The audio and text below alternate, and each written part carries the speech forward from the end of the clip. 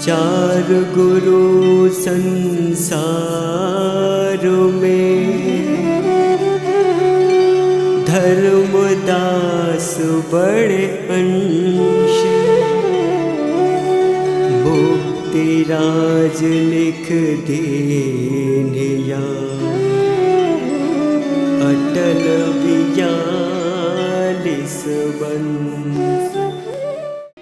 सतगुरु बंदी छोर कबीर साहेब के चरण कमलों में, साहेब बंदगी साहेब।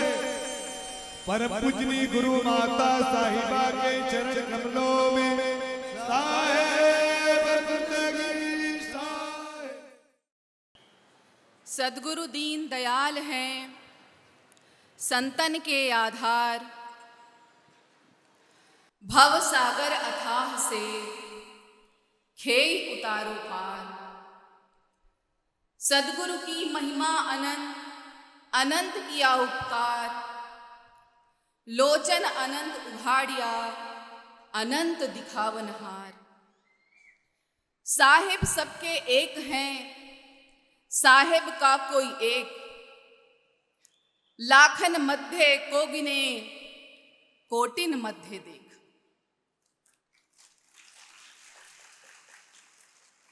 कण कण में विराजमान अनंत सत्ता स्वरूप सद्गुरु कबीर साहेब, धनी धर्मदास जी साहेब, आमीन माता साहिबा एवं 4 गुरु वंश 42 साहेब जी के पावन चरण कमलों में कोटि कोटि बंदगी करते हुए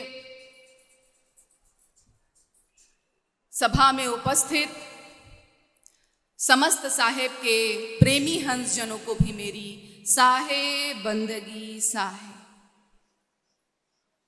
अपार हर्ष एवं प्रसन्नता का विषय है कि सद्गुरु कबीर साहब की असीम अनुकंपा एवं परम पूज्य पंश्री हुजूर प्रकाश मुनि नाम साहेब जी के आशीर्वाद एवं प्रेरणा से जगन्नाथपुरी की इस पावन धरा पर प्रथम बार संत समागम समारोह का भव्य आयोजन किया जा रहा है।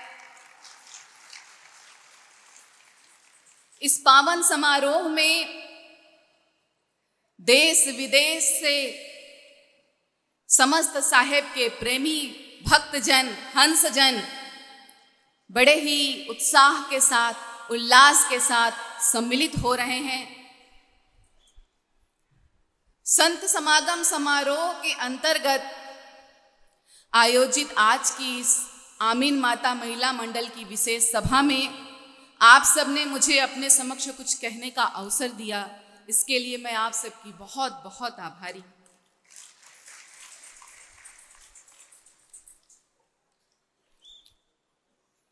भक्ति प्रभाव मिटी सकल, धर्मदास की पीर। कोटि जन्म के पुण्य ते, सद्गुरु मिले कबीर। कोटि जन्मों करोड़ों जन्मों के पुण्य जब उदय होते हैं तो सच्चे गुरु पूर्ण गुरु का मिलन होता है, सद्गुरु का दर्शन होता है और सद्गुरु के दर्शन से जीवन की सबसे बड़ी पीर, जन्म मरण की पीर, आवागमन के चक्र से मुक्ति मिल जाती है।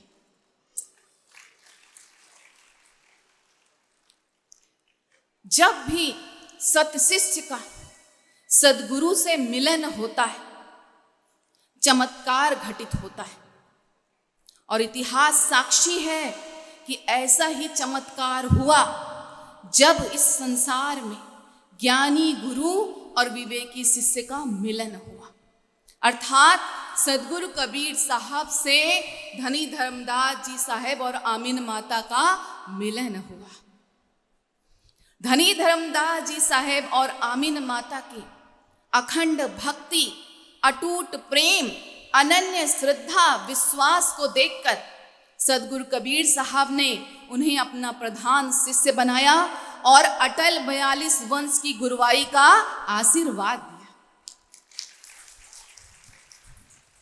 और यह आशीर्वाद सदगुरु कबीर साहब ने ऐसे ही नहीं दिया। पहले विविध कसौटियों पर, सभी कसौटियों पर धर्मदास जी साहेब और आमीन माता की भक्ति को, प्रेम को, उनके जीवन को परखा, कसा और तब अपना ज्ञान सौंपा। जे मुख से सो भीतर देखा, सबय कसौटी कीन परीक्षा। उनके कथनी करनी की एकता, आचरण उच्चारण की समानता, अंतर बाह्य की शुद्धता, पवित्रता, पात्रता, योग्यता को देखकर सदगुरु कबीर साहब ने धनी धर्मदास जी साहेब और आमीन माता को अपना प्रमुख प्रधान शिष्य बनाया।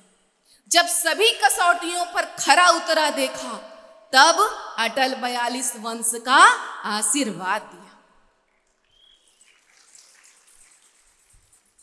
धनी धर्मदास जी साहेब और आमीन माता ने जब एक बार सदगुरु कबीर साहब को देखा, जाना, पहचाना, तो उनके ही प्रेम के रंग में रंग गए, पीछे मुड़कर नहीं देखा। स्वयं को आकंठ सदगुरु कबीर साहब की भक्ति में लीन कर लिया और अपने जीवन में सदगुरु कबीर साहब से एकाकार हो गए। तो एक सच्चा भक्त, एक सच्चा शिष्य, सच्चा प्रेमी जीवन देखे। गुरु समाना शिष्य में शिष्य कर लिया ने, बिल गाए बिलगे नहीं, एक प्राण दुई दे। यह भक्ति है, प्रेम है कि गुरु शिष्य गुरु में मिलकर एक प्राण दुई देह बन जाता है। तो यदि कोई हमसे पूछे कि धर्मदास जी साहेब और आमीन माता कौन है, तो हम कहें कि अपने सदगुरु कबीर साहब के प्रति दृढ़ श्रद्धा, विश्वास, प्रेम का नाम धनी धर्मदास जी साहब और आमीन माता है। अपने सदगुरु साहेब आराध्य के सत्य वचनों को दृढ़ता के साथ अपने हृदय में धारण करने का नाम धनी धर्मदास जी साहेब और आमीन माता है। हृदय में सदैव अपने साहेब के प्रति अविरल प्रेम के प्रवाह का नाम धनी धर्मदास जी साहेब और आमीन माता है। अपने सदगुरु के प्रति हृदय में चट्टान के समान अडिग दृढ़ श्रद्धा विश्वास का नाम धनी धर्मदास जी साहेब और आमीन माता है।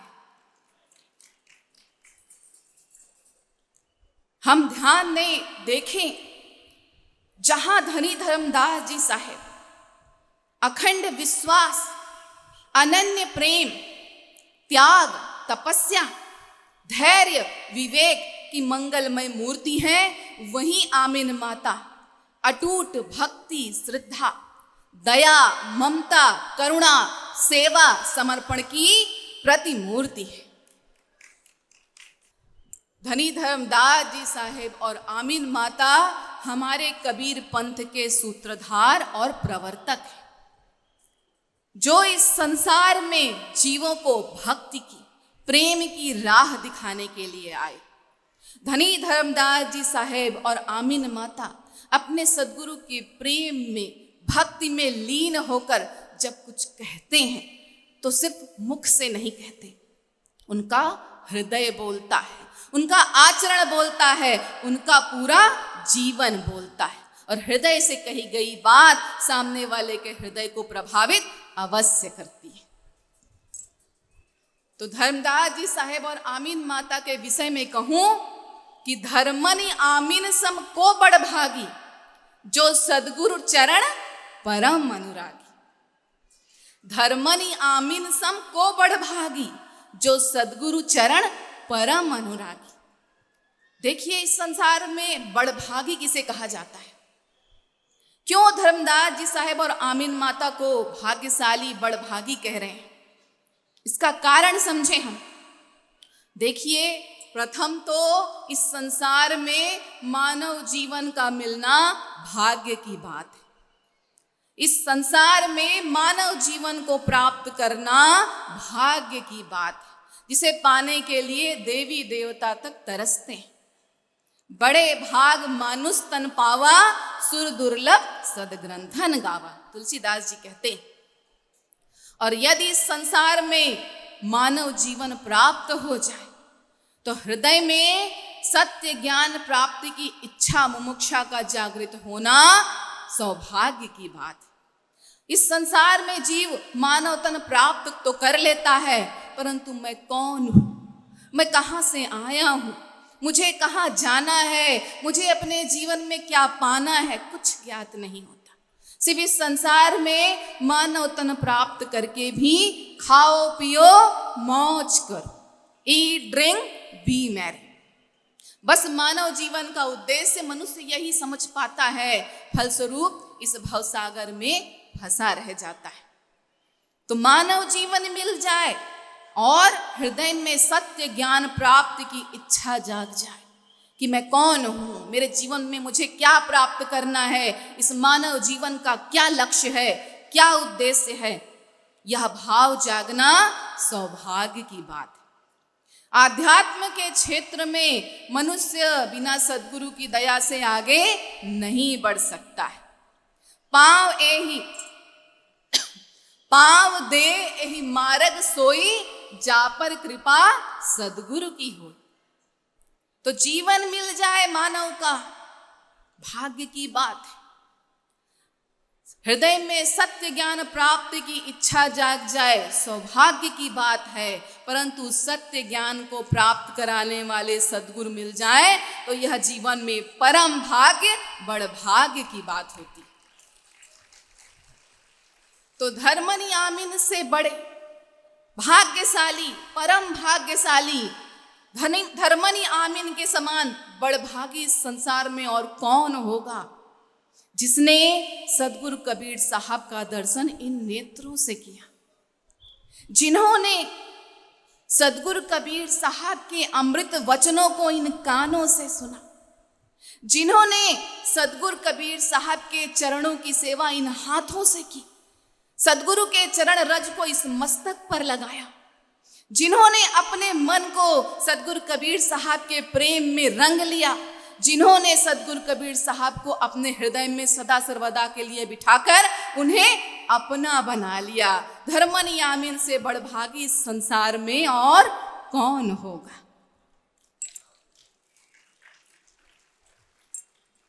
और भी कारण देखिए, धर्मनि आमीन से बड़भागी इस संसार में कौन होगा, जिसके लिए सद्गुरु कबीर साहब को इस संसार में स्वयं माना पड़ा। सद्गुरु जिनके लिए, जिनका जीवन धन्य करने के लिए, जिन्हें समझाने चिताने के लिए स्वयं इस धरा पर आए, उनके भाग्य की क्या बड़ाई करूं। हम सभी अनुराग सागर में पढ़ते हैं, सटीक वर्णन लिखा हुआ है, पुरुष आवाज उठे तही बारा, ज्ञानी वेग जाहु संसार, सुकृत भव सागर चली गयु, काल जाल में सुध बिसरयु, तिनको जाए चेतावहु ज्ञानी, जही से चले पंथ निर्मानी, वंश 42 अंश हमारा, सुकृत ग्रह ले है अवतार। ये सद्गुरु के वचन है। हम सभी जानते हैं कि उस अमरपुर में सद्गुरु कबीर साहब को ज्ञानी और धर्मदास जी साहेब को सुकृत नाम से संबोधित किया जाता है। तो धर्मदास जी साहब इस संसार में आकर सत्य पुरुष परमात्मा की याद को भूल गए थे, तो उनको सत्य पुरुष परमात्मा की याद दिलाने, उनकी भूल को मिटाने, उनकी समस्त शंकाओं का समाधान करने सद्गुरु इस संसार में स्वयं आए। उनसे बड़ा बड़भागी इस संसार में और कौन होगा। धर्मनि आमीन के समान बड़भागी इस संसार में और कौन होगा। देखिए, भक्त शिष्य अपने सद्गुरु की स्तुति करता है, वंदन करता है, उनके प्रेम के गीत गाता है, उनकी प्रशंसा करता है। यह तो सबने देखा है, परंतु जब सद्गुरु स्वयं मुक्त कंठ से अपने भक्त की, अपने प्रेमी की प्रशंसा करें, तो उनके समान बड़भागी इस संसार में और कौन हो सकता है। सद्गुरु कबीर साहब स्वयं कहते हैं, धर्मदास तुम बड़े विवेकी, तुम्हारे घट बुद्धि बढ़ देगी। उन्हें विवेकी जीव कह रहे हैं साहब। कहीं और भी अन्यत्र भी साहेब कहते हैं, धर्मदास तुम वंश के राजा, तुम्हारे हाथ जीव को काजा। उन्हें वंश का राजा कह रहे हैं। तो कहीं कहते हैं, धर्मनि से सब कहो प्रसंगा, तुम मोरे हो भक्ति के अंगा। जैसे इस शरीर के आंख, नाक, कान, हाथ, पैर अभिन्न अंग होते हैं, कितने महत्वपूर्ण होते हैं, वैसे ही सदगुरु कबीर साहब कह रहे हैं कि धर्मनि धनी धर्मदास जी साहेब, तुम मेरे इस भक्ति रूपी शरीर के अभिन्न अंग हो। वहीं आमीन माता साहिबा की प्रशंसा करते हुए साहेब कहते हैं, ये वचन है समरथ के, मोसो कहो न जाए, आमीन को मैं सौंपहूं धर्मदास को न। धर्मदास जी साहब से कहीं भी कम आमीन माता की भक्ति श्रद्धा को नहीं मानते सदगुरु कबीर साहब, उनके समान ही मानते हैं और उन्हें अटल 42 वंश का आशीर्वाद देते हैं। तो ऐसे परम भक्त हैं धनी धर्मदास जी साहेब और आमीन माता। इस संसार में हम देखें तो संत अनेक हैं, भक्त अनेक हैं, कवि अनेक हैं, परंतु पति पत्नी दोनों जहां संत भी हों, भक्त भी हों, कवि भी हों, वे धर्मनि आमीन सिर्फ एक हैं। तो ऐसे भक्ति प्रेम के साकार स्वरूप धर्मदास जी साहेब और आमीन माता के बारे में बड़े ही सुंदर शब्दों में कहूं कि सारी दुनिया को शीतलता देते, सारी दुनिया को शीतलता देते ऐसे मलयागिरी के चंदन है। सबको आत्म रूप दिखाते ऐसे पावन दर्पण हैं, जिनका चिंतन शाश्वत सत्य चिरंतन, ऐसे धर्मनि आमीन के चरणों में मेरा वंदन है, अभिनंदन है, वंदन है, अभिनंदन है। हम धर्मदास जी साहेब और आमीन माता के जीवन को देखें। धनी धर्मदास जी साहेब का इस धरा पर अवतरण, सदगुरु कबीर साहब के इस धरा पर प्रागट्य संवत 1455 विक्रम से 3 वर्ष पूर्व संवत 1452 में बांधवगढ़ में प्रसिद्ध कसौधन वैश्य परिवार में। संवत 1452 जानी, जन्म लिए धर्मनि तब आनी। धनी धर्मदास जी साहेब के पिता का नाम मनमहेश साहू और माता का नाम सुधर्मावती। धर्मदास जी साहेब का विवाह पथरहट नगर की कन्या सुलक्षणावती से हुआ, जिन्हें हम कबीर पंथ में माता आमीन के नाम से जानते हैं। तो हमें पता है, हम यह बात पढ़ते आए हैं कि धर्मदास जी साहेब प्रारंभ में वैष्णव धर्म को मानते थे, सनातन धर्म के अनुयायी थे। नित्य प्रति उनके घर भजन कीर्तन हुआ करता था। उनके गुरु का नाम विठलेश्वर रूपदास जी था। तीर्थ भ्रमण के लिए भी धनी धर्मदास जी साहेब जाया करते थे। और ऐसे ही तीर्थ भ्रमण करते हुए जब प्रथम बार संवत 1519 विक्रम में मथुरा में धर्मदास जी साहेब की सदगुरु कबीर साहब से भेंट हुई, जब सदगुरु कबीर साहब ने धर्मदास जी साहेब को देखा, उस समय धर्मदास जी साहब शालिग्राम की पूजा कर रहे थे। सदगुरु कबीर साहब ने धर्मदास जी साहेब को मूर्ति पूजा की यथार्थता एवं आत्मा परमात्मा की सार्थकता के बारे में समझाते हुए कहा, ई घट में को बोलत आही, अहो साहू तुम चीन्हो ताही, जब लगता ही न चीन्हो भाई, पाहन पूजत जन्म नसाई।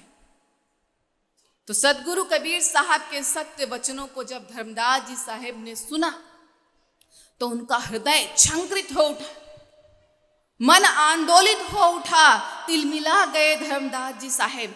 जीवन में प्रथम बार ऐसा लगा कि अब तक तो मेरा सारा जीवन ही व्यर्थ चला गया। मैं व्यर्थ ही इतना समय इस संसार में भटकता रहा, अपने परमात्मा को अपने भीतर तो पाया ही नहीं। इस संसार को इतना रिझाया, परंतु हृदय में आत्म कमल तो खिला ही नहीं। तो धर्मदास जी साहेब व्याकुल हो उठे। जिसके हृदय में सदगुरु के सत्य वचनों की चोट लग जाती है, उसे इस संसार में फिर कुछ अच्छा नहीं लगता। तो सदगुरु कबीर साहब के सत्य वचनों से घायल, आकुल व्याकुल मन के साथ धर्मदास जी साहेब अपने घर बांधवगढ़ लौट तो आए, परंतु अपनी सुरती को, अपने प्रेम को, अपने भक्ति को सदगुरु के चरणों में ही छोड़ आए। जिसका मन साहेब के वचनों में लग जाता है उसे इस संसार में फिर कुछ नहीं भाता है। तो धर्मदास जी साहेब अपने घर बांधवगढ़ लौट तो आए, परंतु न दिन को चैन न रात को नींद। व्याकुल सदगुरु के पुनः दर्शन के लिए धर्मदास जी साहेब जगह जगह स्थान स्थान पर उन्हें खोजने लगे और कहने लगे। व्याकुल सदगुरु कबीर साहब को खोजते हुए धर्मदास जी साहेब कहने लगे, ढूंढ ढूंढ मैं हारा सदगुरु मिला न दरस तुम्हारा। पूरा पश्चिम उत्तर दक्षिण भटका सब संसार, 68 तीरथ में फिर आया दरस हेतु बहुबारा। जब तप व्रत उपवास बहु किए संयम नियम आचारा। दिन नहीं चैन रैन नहीं निंद्रा, व्याकुल है तन सारा। अब तो धर्मदास को कीजे दरस देहु भव पारा। एक ही प्रार्थना, एक ही विनती धर्मदास जी साहेब के हृदय से उठ रही थी। उनका मन पुकार रहा था, क्या अब की जब साहेब मिले सब दुख आंखों रोए। चरणों ऊपर सिर धरूं कहूं ज कहना हो। यह प्रार्थना, यह व्याकुलता धर्मदास जी साहेब के हृदय से नित्य प्रति प्रति पल प्रति क्षण उठने लगी। आकुल व्याकुल धर्मदास जी साहब का जीवन। उनकी इस अधीर दशा को देखकर माता आमीन ने उन्हें काशी जाकर सदगुरु कबीर साहब के पुनः दर्शन की प्रेरणा दी। कहा, आप जाइए काशी और सदगुरु कबीर साहब से मिलिए। धर्मदास जी साहब जब काशी गए तो उन्हें वहां सदगुरु कबीर साहब का पुनः दर्शन हुआ और ऐसा लगा सदगुरु कबीर साहब का पुनः दर्शन हुआ यानी धर्मदास जी साहब के जीवन में पुनः प्राण आ गए, पुनः नया जीवन शुरू हो गया, सब कुछ मिल गया। बड़े ही प्रेम से मान मनुहार करते हुए, अनुनय विनय करते हुए, विनती करते हुए धर्मदास जी साहेब सदगुरु कबीर साहब को अपने घर बांधवगढ़ ले आए। और जब बांधवगढ़ सदगुरु कबीर साहब आए तो संवत 1520 के साला बांधवगढ़ कीन्ही धर्मशाला। बांधवगढ़ में नित्य प्रति सदगुरु कबीर साहब का सत्संग होने लगा, सत्य का संग होने लगा, जिससे धर्मनी आमीन का जीवन धन्य हो गया। बांधवगढ़ में कबीर चबूतरा अभी भी इस बात का प्रतीक है कि वहां सदगुरु कबीर साहब का नित्य प्रति सत्संग होता था। तो देखिए, ज्ञान प्रदान करने का एक माध्यम होता है, ज्ञान प्रदान करने का एक माध्यम होता है। ऐसा नहीं है कि सिर्फ शिष्य ही, सिर्फ भक्त ही अपने जीवन को धन्य करने के लिए, अपने जीवन में मुक्ति प्राप्त करने के लिए, सत्य ज्ञान की प्राप्ति के लिए सदगुरु की खोज में होता है। सदगुरु भी ऐसे शिष्य की खोज में होते हैं जिसे अपना सारा सत्य ज्ञान प्रदान कर सकें। एक ऐसे पात्र की खोज में सदगुरु भी होते हैं जिन पर अपनी सारा ज्ञान अमृत उड़ेल सकें। एक ऐसे शिष्य की खोज में होते हैं जो लोगों के जीवन को धन्य कर सके। तो जहां धर्मदास जी साहेब और आमीन माता की खोज पूरी हुई सदगुरु कबीर साहब को पाकर, वहीं सदगुरु कबीर साहब की भी खोज पूरी हुई परम भक्त परम शिष्य के रूप में धनी धर्मदास जी साहेब और आमीन माता को पाकर। देखिए, सदगुरु कबीर साहब के समस्त वचनों को संकलित करने का, लिपिबद्ध करने का महान कार्य धनी धर्मदास जी साहब ने किया।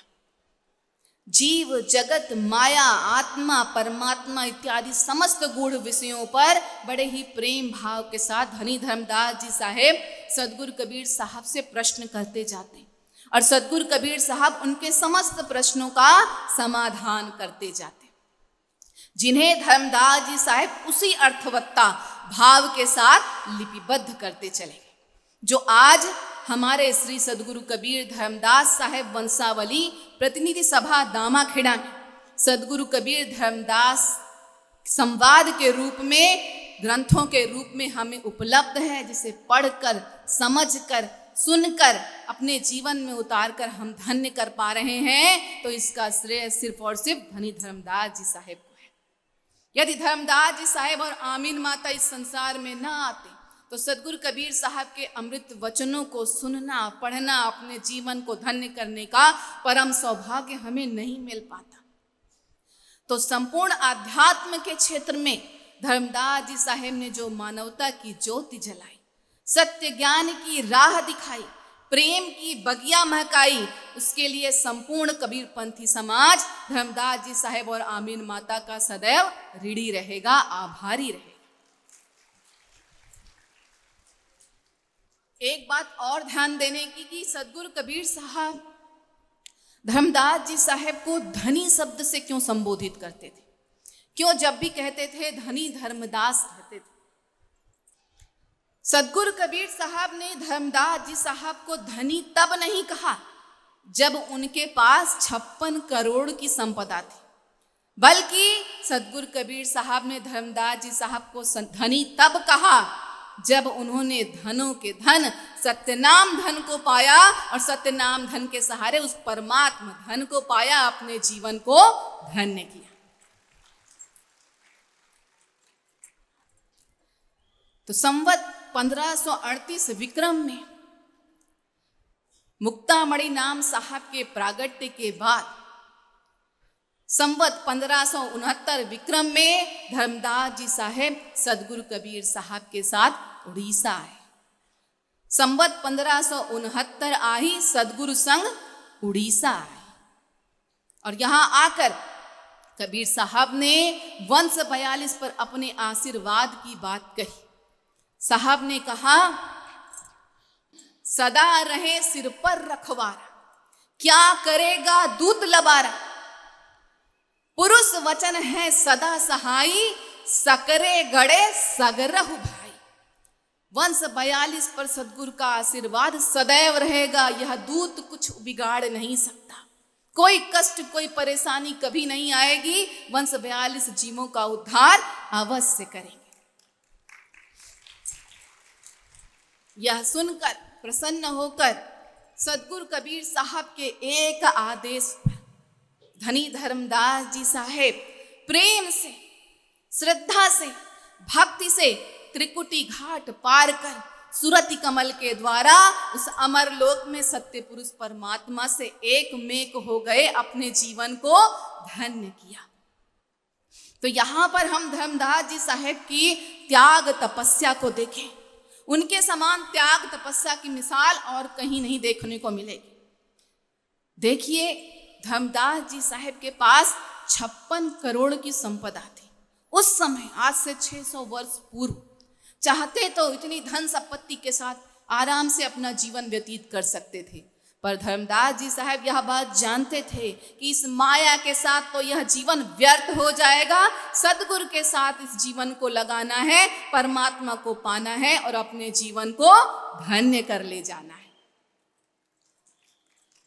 तो देखिए, इस बात को हम समझें, उनकी त्याग तपस्या के महत्ता को समझें।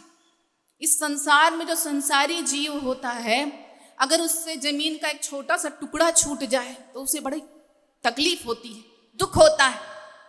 नौकरी चली जाए तो बड़ा कष्ट होता है, व्यवसाय में घाटा हो जाए तो बड़ी परेशानी होती है, पीड़ा होती है।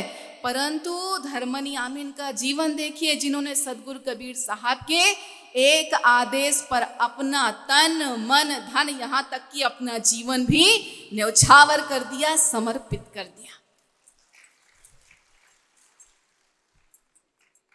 तो धर्मदास जी साहेब और आमीन माता सद्गुरु कबीर साहब के परम स्नेही परम भक्त हैं, जिनके आदर्श जीवन की कथा सुनकर इस जीवन की सारी व्यथा मिट जाती। बड़े सुंदर शब्दों में कहा गया है कि कथा वही कथा है जो मन की सारी व्यथा मिटा दे। कथा वही कथा है जो मन की सारी व्यथा मिटा दे। सत्संग वही सत्संग है जो जीवन में सत्य का संग करा दे। भक्त वही भक्त है जो अपने परमात्मा से कभी विभक्त न हो, छोड़कर सारे दुर्गुणों को साहिब में सदा अनुरक्त हो।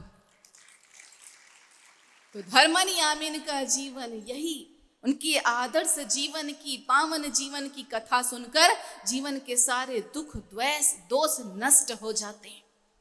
धर्मनी आमीन इस संसार में जीवों को भक्ति प्रेम की राह दिखाने आए। वे परम स्नेही शिष्य हैं, प्रेम भक्ति के सरताज हैं, जिनके जीवन में सद्गुरु की भक्ति प्रेम ही एकमात्र सार्थक है, सार है, मूलभूत वस्तु है। अपने सद्गुरु के बिना अपने जीवन को व्यर्थ समझते हैं धर्मदास जी साहेब और आमीन माता। प्रेम भक्ति की राह दिखाने, सद्गुरु पर दृढ़ विश्वास जमाने की बात कहने, जीवों को इस भव बंधन से मुक्त कराने धर्मदास जी साहेब और आमीन माता इस संसार में आए। तो यदि हमें अपने जीवन को धन्य करना है, सफल करना है, सार्थक करना है, तो धर्मनी आमीन के जीवन से 5 प्रमुख बातों को अपने जीवन में धारण कर लेना है। हमारा यह जीवन धन्य हो जाएगा। कौन सी प्रमुख 5 बातें जो धर्मदास जी साहेब और आमीन माता का जीवन हमें सिखाता है? पहली बात, पहला सद्गुण, अटल दृढ़ विश्वास। अटल दृढ़ विश्वास। देखिए, जीवन में विश्वास के बिना काम नहीं चलता। लौकिक जीवन में भी हमें विश्वास करना पड़ता है। इस लौकिक जीवन में भी हमें विश्वास करना पड़ता है, बिना विश्वास के काम नहीं चलता। कहीं हमें जाना हो तो ड्राइवर के ऊपर विश्वास करते हैं ना कि वो हमें सही जगह पर पहुंचाएगा, कहीं भटका नहीं देगा। अपने बच्चों को विद्यालय पढ़ने भेजते हैं तो अध्यापक के ऊपर, शिक्षक के ऊपर विश्वास करते हैं ना कि वो जो पढ़ाएगा उसे पढ़कर बच्चा परीक्षा में पास हो जाए। विश्वास करते हैं। जब हम बीमार पड़ते हैं, कोई रोग हो जाता है, तो उसके उपचार के लिए डॉक्टर के पास जाते हैं। डॉक्टर हमें दवाई देता है तो उसकी दवाई को खाकर हम ठीक हो जाएंगे। यहाँ तक कि ऑपरेशन के लिए भी तैयार हो जाते हैं कि मरेंगे नहीं भाई, ठीक हो जाएंगे। डॉक्टर पर विश्वास करते हैं। और भी देखिए, बड़े बड़े पुल बने होते हैं, उस पुल के ऊपर से, पुल के नीचे से गुजर जाते हैं तो इस विश्वास के साथ कि इंजीनियर ने जो पुल बनाया है वो इतना पक्का बनाया होगा कि गिरेगा नहीं, हम उसके नीचे दबकर मरेंगे नहीं।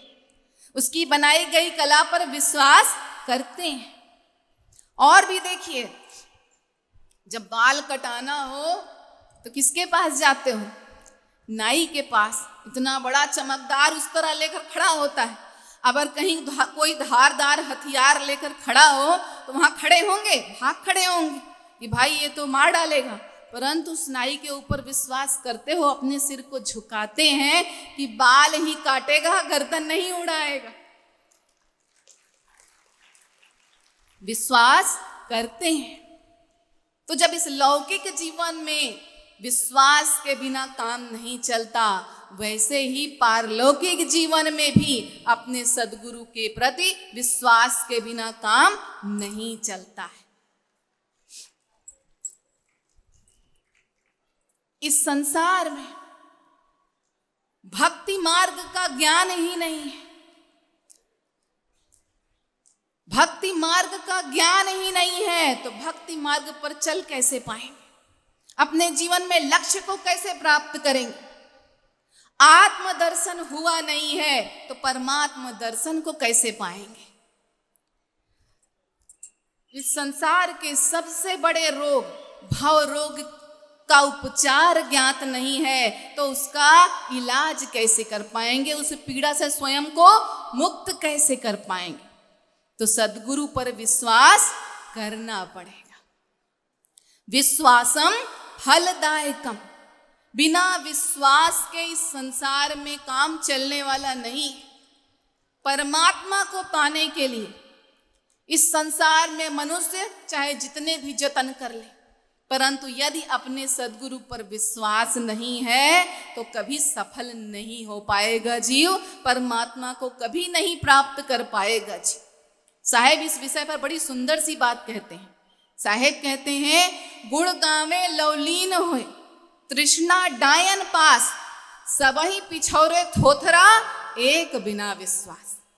एक बिना विश्वास के जीव इस संसार में परमात्मा को पाने के लिए चाहे जो भी प्रयत्न कर ले, यत्न कर ले, जतन कर ले, वह बिल्कुल ऐसा ही होगा जैसे सूप में थोथरा को पछोरना। थोथरा अर्थात भूसा। अनाज निकाल लेने के बाद जो भूसा बचता है, अगर उसे सूप में लेकर पछोरेंगे तो कुछ मिलेगा क्या? कुछ नहीं मिलेगा। वैसे ही अगर जीवन में विश्वास नहीं है तो सारे जीवन में किए गए परमात्मा को पाने के लिए प्रयत्न व्यर्थ हो जाएंगे। जीव इस संसार में क्या क्या प्रयास करता है। ज्ञान करे बहु ध्यान धरे, पोथी पढ़े सो अर्थ लगावे, योग करे वस काम करे, 10 इंद्रिय अपना कर लावे, भूत भविष्य वर्तमान बतावे, कोटिन तीर्थ में फिर आवे, सद्गुरु शब्द प्रसंग बिना जन्म अनेकन काल न चावे। तो ये सारी प्रक्रियाएं कर लो, परंतु यदि अपने साहेब के प्रति, अपने गुरु के प्रति हृदय में विश्वास नहीं है तो ये सारे यत्न कुछ काम नहीं आने वाले हैं। जीव काल माया के बंधन में बंध ही जाएगा और इस भवसागर में सदा सर्वदा के लिए फंसा ही रह जाएगा। तो विश्वास करना है। अगर अपने जीवन में परमात्मा को पाना है तो सद्गुरु पर विश्वास जमाना है। देखिए, एक बात कही जाती है कि यदि मनुष्य को अपने जीवन में डेस्टिनेशन को पाना है, डेस्टिनेशन अर्थात लक्ष्य, अगर मनुष्य को अपने जीवन में डेस्टिनेशन को पाना है तो उसे 3 बातें ध्यान देनी होगी। पहला है डेडिकेशन, दूसरा है डिवोशन और तीसरा है डिटर्मिनेशन। डेडिकेशन अर्थात पूर्ण समर्पण, डिवोशन अर्थात उपासना का भाव और डिटर्मिनेशन अर्थात दृढ़ संकल्प विश्वास। तो परमात्मा इस संसार में, अपने जीवन में लक्ष्य परमात्मा अवश्य मिलेंगे यदि जीव दृढ़ संकल्प विश्वास के साथ अपने सद्गुरु के चरण शरण हो, समर्पित हो और उनकी पूजा उपासना करे, अपने जीवन को धन्य बनाए। तो विश्वास तो जीवन में रखना पड़ेगा। देखिए, इस विषय में तुलसीदास जी, विश्वास के विषय में तुलसीदास जी बड़ी सुंदर बात कहते हैं। तुलसीदास जी कहते हैं, तुलसी बिरवा बाग के सींचत हूँ कुमलाए, राम भरोसे जो रहे पर्वत पर हरियाए। माली बगीचे में पौधे लगाता है, पानी देता है, खाद देता है, सेवा करता है, परंतु फिर भी इतनी सेवा करने के बाद भी उन पौधों में से कुछ पौधे सूख जाते हैं, मुरझा जाते हैं। परंतु उन पौधों का क्या, जो राम भरोसे जो रहे पर्वत पर हरियाए। पर्वतों के बीच में, कठोर पत्थर की शिलाओं के बीच में जो पौधे उगे हैं, उन्हें कौन पानी देने जा रहा है, उन्हें कौन खाद देने जा रहा है? वो सदा हरे भरे क्यों हैं? क्योंकि वे राम भरोसे हैं। तो विश्वास हृदय में रखना है। यही बात हमें सद्गुरु कबीर साहब भी समझाते हैं। साहेब कहते हैं, चिंता छोड़ अचिंत रहो, देनहार समरथ, पशु पक्षी को देत है जिनके गांठ न अर्थ। क्यों चिंता करना? चिंता छोड़ दो। वो परमात्मा सबके रखवाले हैं, वो हमारी रक्षा भी करेंगे। देखो, पशु पक्षियों की भी रक्षा करते हैं जिनके न कोई जेब है कि उसमें धन भर ले और न कोई बैंक बैलेंस। पशु पक्षी के पास कोई बैंक बैलेंस, कोई जेब नहीं होती जिसमें आगे के लिए, भविष्य के लिए धन सहेज ले।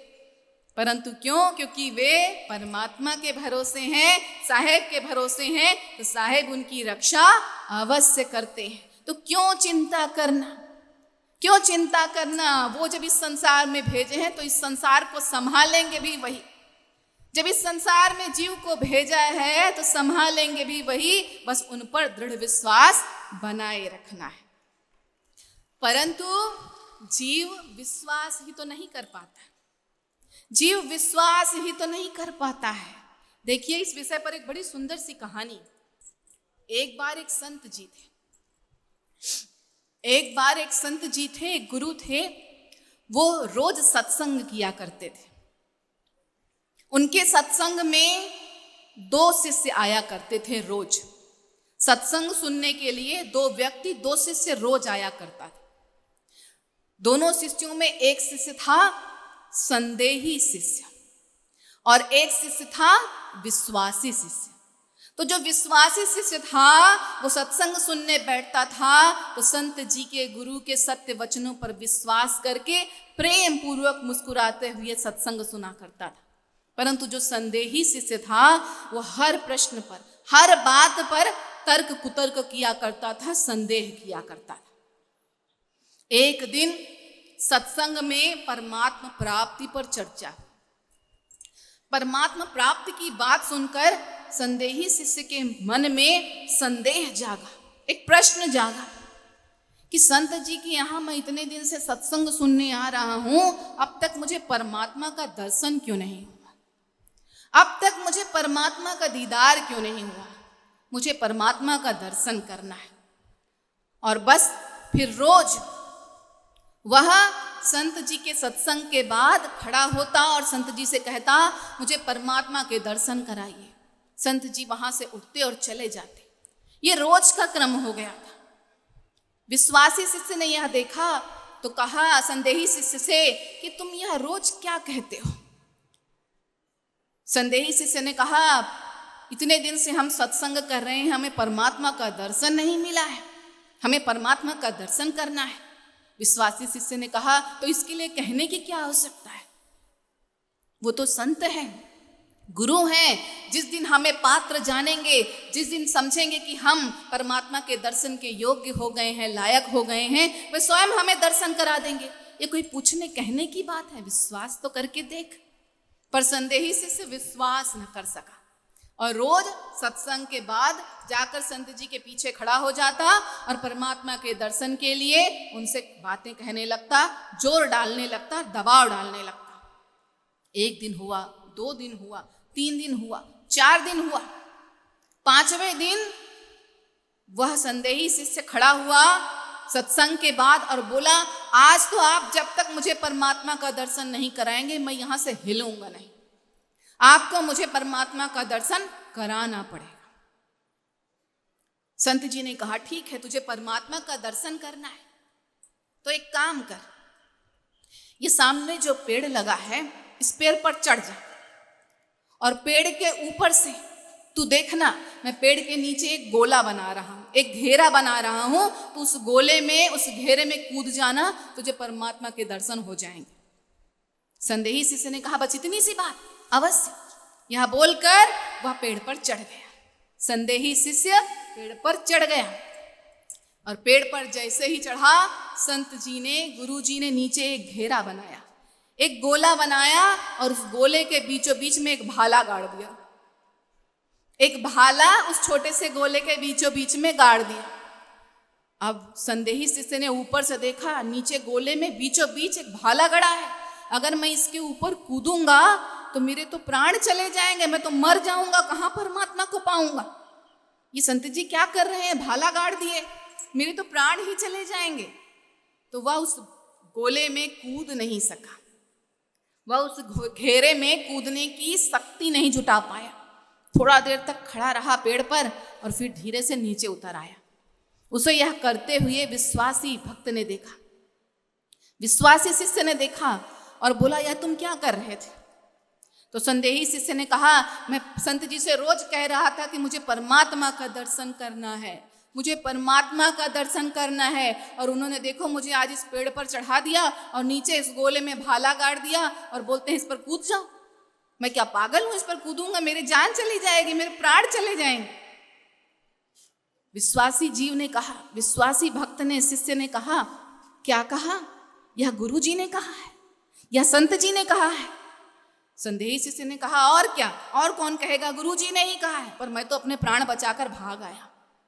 विश्वासी जीव ने एक पल की भी देर नहीं लगाई, बस इतना सुनते ही कि गुरु जी ने कहा है, संत जी ने कहा है, वह उस पेड़ पर चढ़ा और बिना एक पल की भी देरी किए हुए अपने गुरु का नाम लेकर उस भाले पर, उस गोले के बीचों बीच कूद गया। और कूदते ही क्या हुआ, कूदते ही क्या हुआ, उस विश्वासी शिष्य को कोई चोट नहीं लगी, क्योंकि भाला तो वहां से गायब हो चुका था और गोले के बीचों बीच खुद परमात्मा खड़े थे अपनी गोद में उस विश्वासी शिष्य को उठाए हुए। और संत जी बगल में खड़े मुस्कुरा रहे थे। तो यह होता है विश्वास का परिणाम। जो अपने गुरु पर, अपने साहेब पर विश्वास करता है ना, परमात्मा उसे अपनी गोद में उठाकर उसकी दिशा का निर्देशन करते हैं, उसके जीवन को संभालते हैं। तो विश्वास तो करें। साहेब कहते हैं गुरु की आज्ञा आवही, गुरु की आज्ञा जाए, कहें कबीर तीन लोक में। साहेब कहते हैं गुरु की आज्ञा आवही, गुरु की आज्ञा जाए, कहे कबीर वाजीव को तीन लोक भय ना है।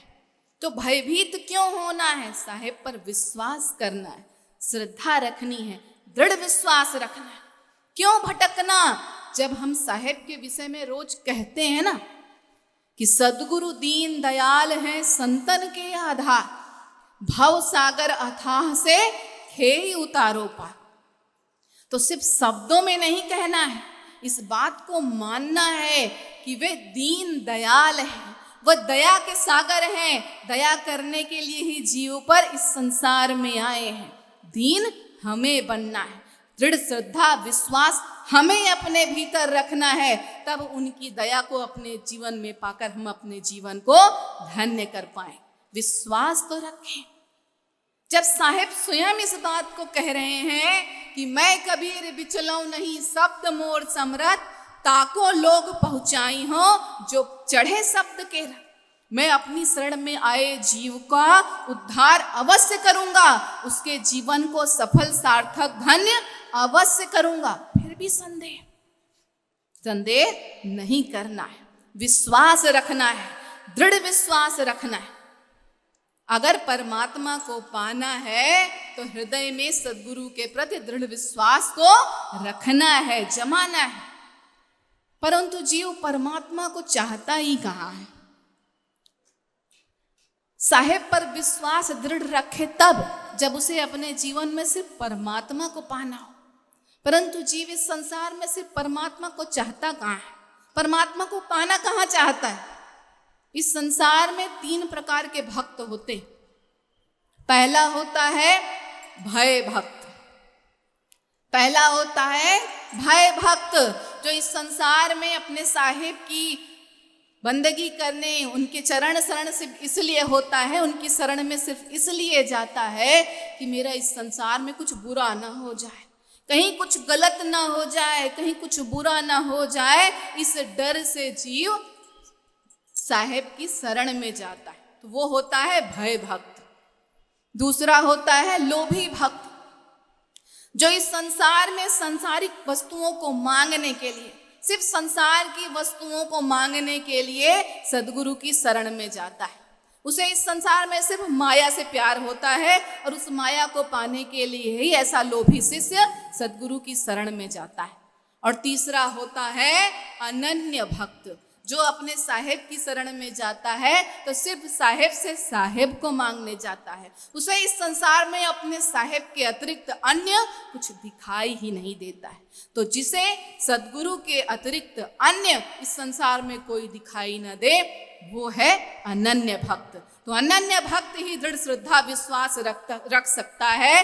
बाकी ये भय भक्त, लोभी भक्त तो सिर्फ इस संसार में फंसे रह जाने वाले हैं, आवागमन के चक्र में फंसे रह जाएंगे, अपने जीवन को धन्य नहीं कर पाएंगे। तो ऐसे अनन्य भक्त कौन है? धनी धर्मदास जी साहेब और आमीन माता, जो अपने सदगुरु के प्रति दृढ़ श्रद्धा विश्वास रखते हैं, जिनके बारे में बड़े सुंदर शब्दों में कहूं, एक भरोसो एक बल, एक भरोसो एक बल, एक आस विश्वास, साहेब कबीर के सच्चे शिष्य आमीन और धर्मदास।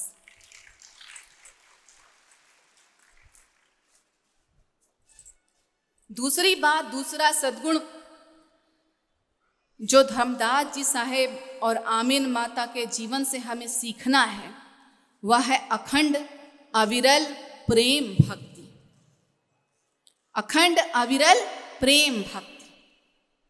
देखिए, भक्ति का अर्थ हम क्या समझते हैं? महर्षि नारद भक्ति सूत्र में लिखा हुआ है, सा त्वस्मिन् परम प्रेम रूपा। महर्षि सांडिल्य भक्ति सूत्र में भक्ति की परिभाषा बताई गई है, सा परानुरक्त ईश्वरे, अर्थात अपने साहेब के प्रति, अपने ईश्वर के प्रति अत्यंत आत्यंतिक सघन अखंड प्रेम भाव का नाम भक्ति है।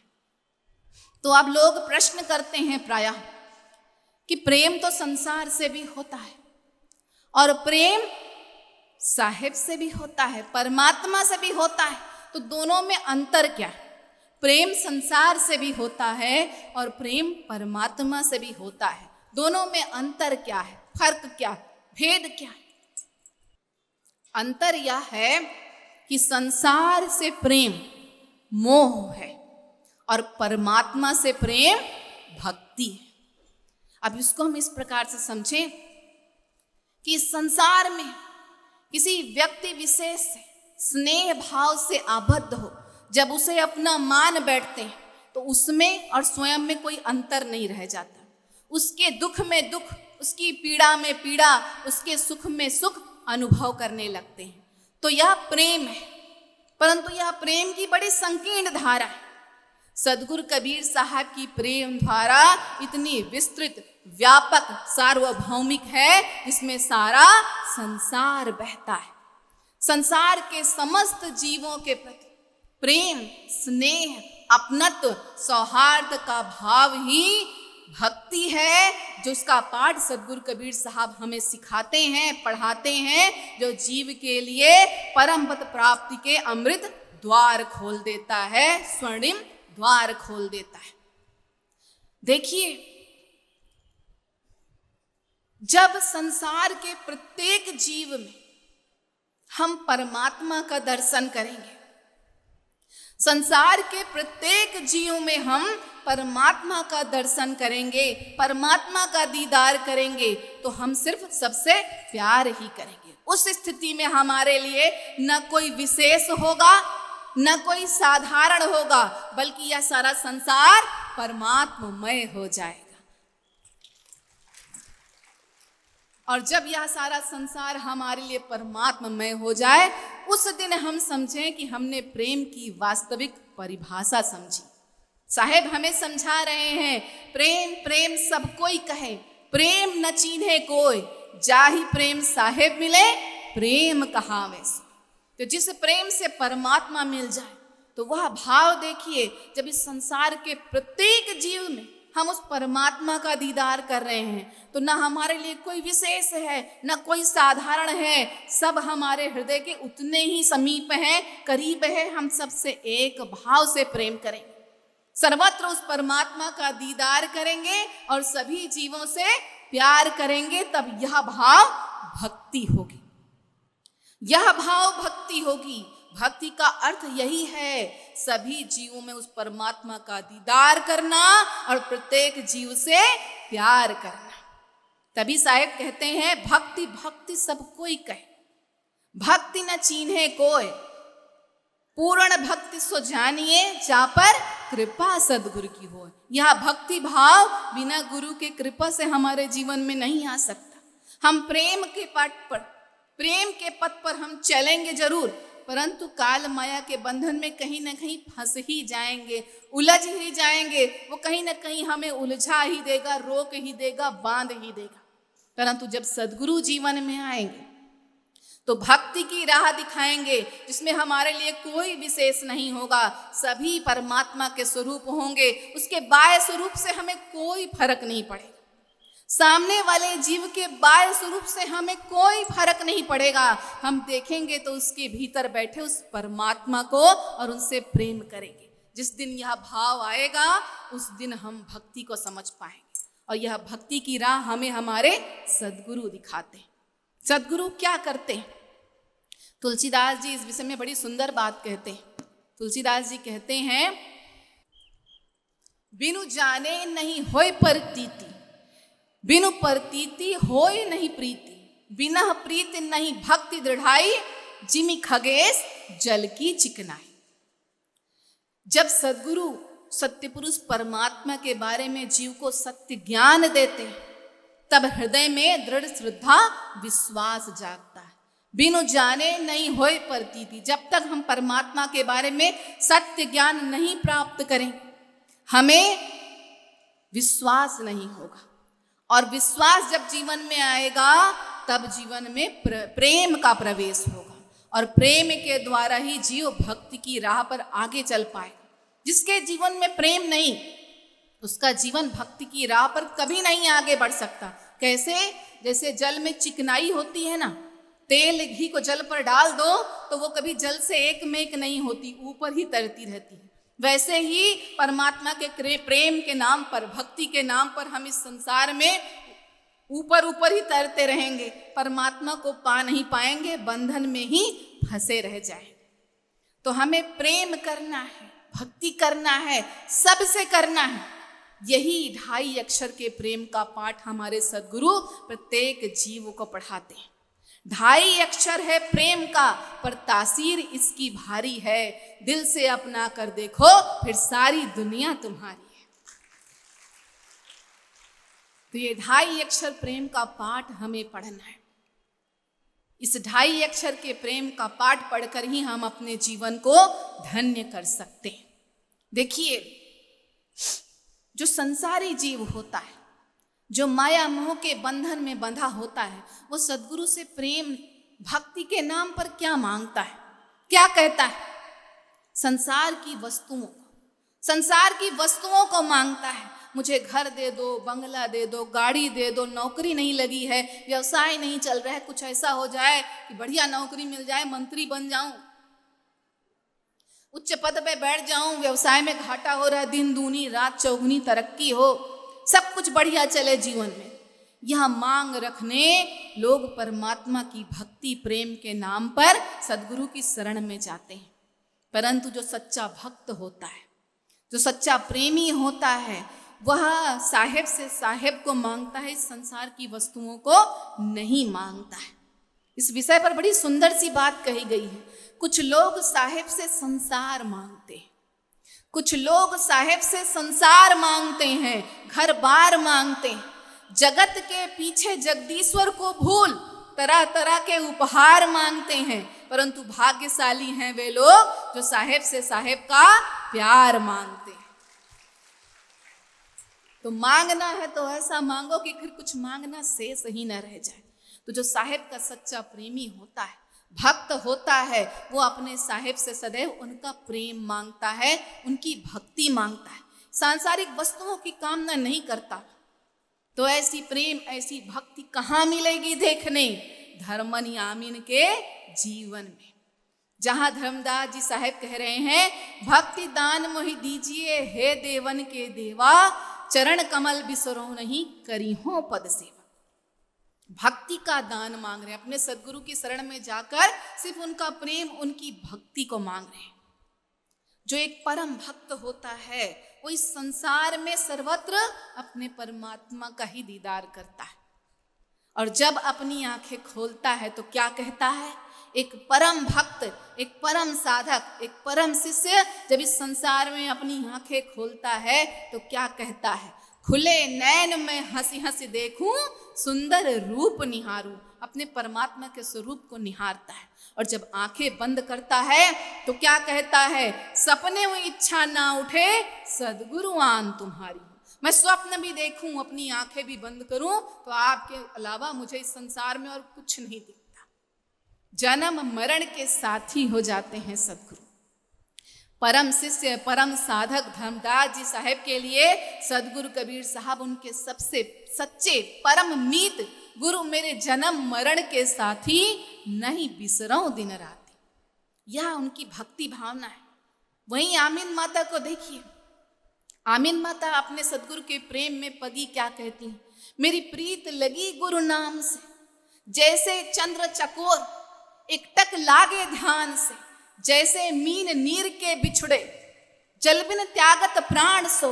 आमीन प्रीत गही सदगुरु से, छाणी विरह रस कांत से। जैसे चंद्रमा को चकोर देखता है, जैसे जल के बिना मछली अपना जीवन त्याग देती है, वैसे ही मेरे सदगुरु के बिना मेरा जीवन व्यर्थ है। सदगुरु आप हैं तो मेरा जीवन है, नहीं तो मेरा जीवन व्यर्थ है।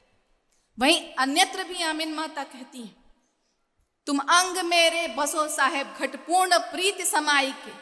प्राण बिना जिम झूठी काया, तुम बिना सब वाद है। जैसे आत्मा के बिना, प्राण के बिना इस शरीर का कोई अर्थ नहीं, वैसे ही है सदगुरु आपके प्रेम, आपकी भक्ति के बिना मेरे इस जीवन का कोई अर्थ नहीं। तो ऐसे प्रेम भक्ति के साकार हैं, स्वरूप हैं धर्मदास जी साहेब और आमीन माता, जो जीवों को धन्य करने के लिए उन्हें प्रेम भक्ति का पाठ पढ़ाते हैं। देखिए धर्म का विज्ञान यही कहता है, एक को जानो, एक को मानो और उस एक के ही हो जा। एक को जानो, एक को मानो और उस एक के ही हो जा।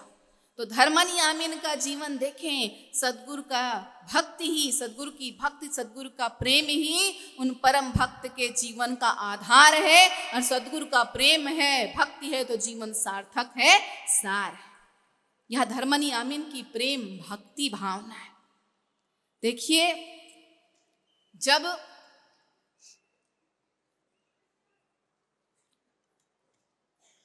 धर्मदास जी साहेब सदगुरु कबीर साहब के प्रेम में पगे हुए, रंगे हुए कहते हैं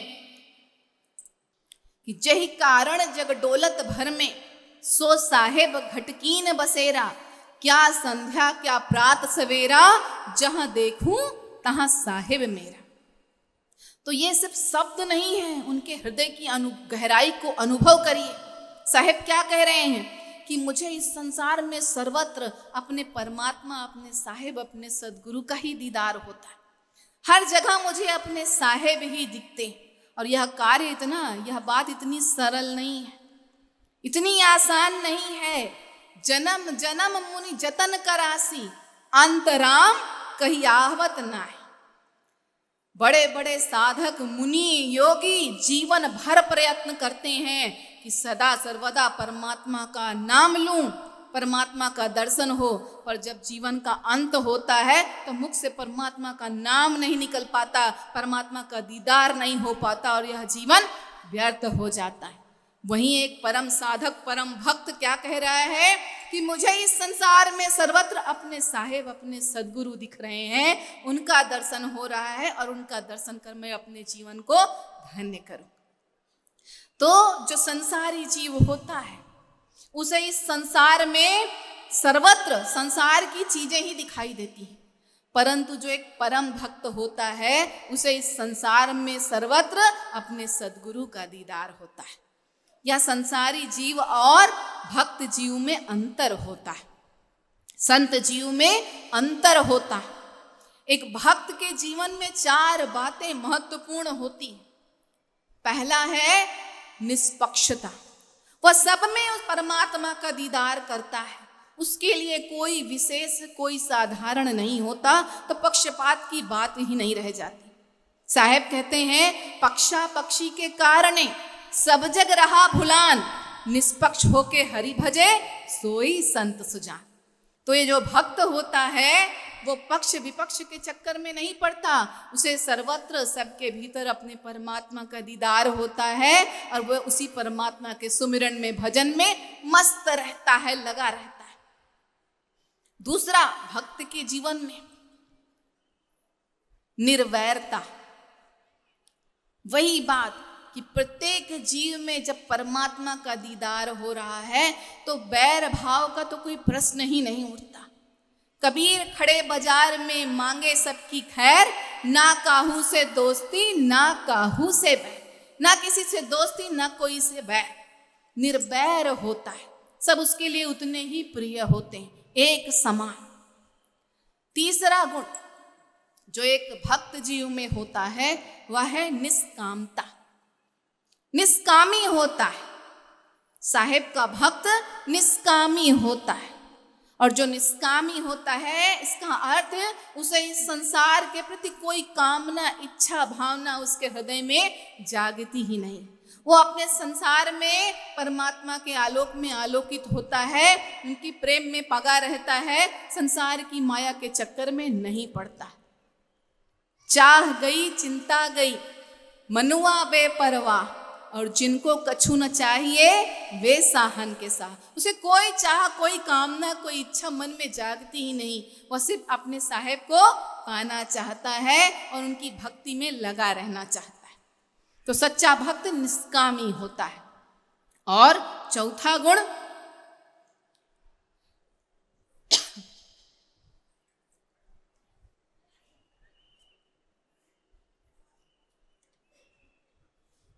निर्भय। चौथा गुण होता है निर्भय। उसे इस संसार में कोई डर नहीं होता। वह अपने साहेब के प्रति पूर्ण विश्वास रखता है, उनकी भक्ति में लगा रहता है। उसे संसार में किसी भी प्रकार का कोई भय, डर नहीं होता है। वह यह बात जानता है कि जाको राखे साइया मार सके न कोई, बाल न बाका कर सके जो जग बैरी हो। वह यह बात जानता है कि जब मैं अपने सदगुरु की शरण में हूं तो मेरा इस संसार में कोई बाल भी बांका नहीं कर सकता, तो मैं क्यों डरूं, क्यों भयभीत हूं। तो ऐसे परम भक्त धनी धर्मदास जी साहेब और आमीन माता हैं जो निष्पक्ष हैं, निर्भय हैं, निष्कामी हैं और निर्वैर हैं। तो ऐसे परम भक्त, परम साधक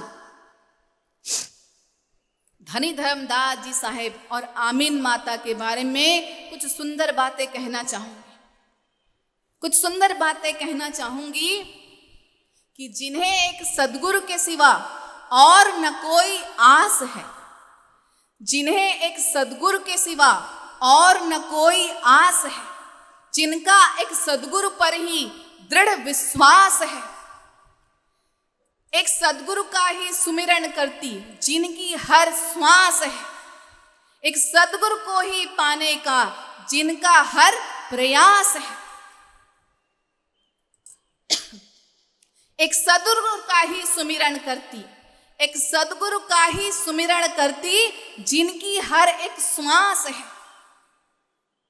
जिनके पावन चरित्र की सर्वत्र फैली सुवास है, जिनके हृदय मंदिर में सदैव एक सदगुरु कबीर का निवास है, वे और कोई नहीं हमारे माता आमीन और धर्मदास हैं। माता आमीन और धर्मदास।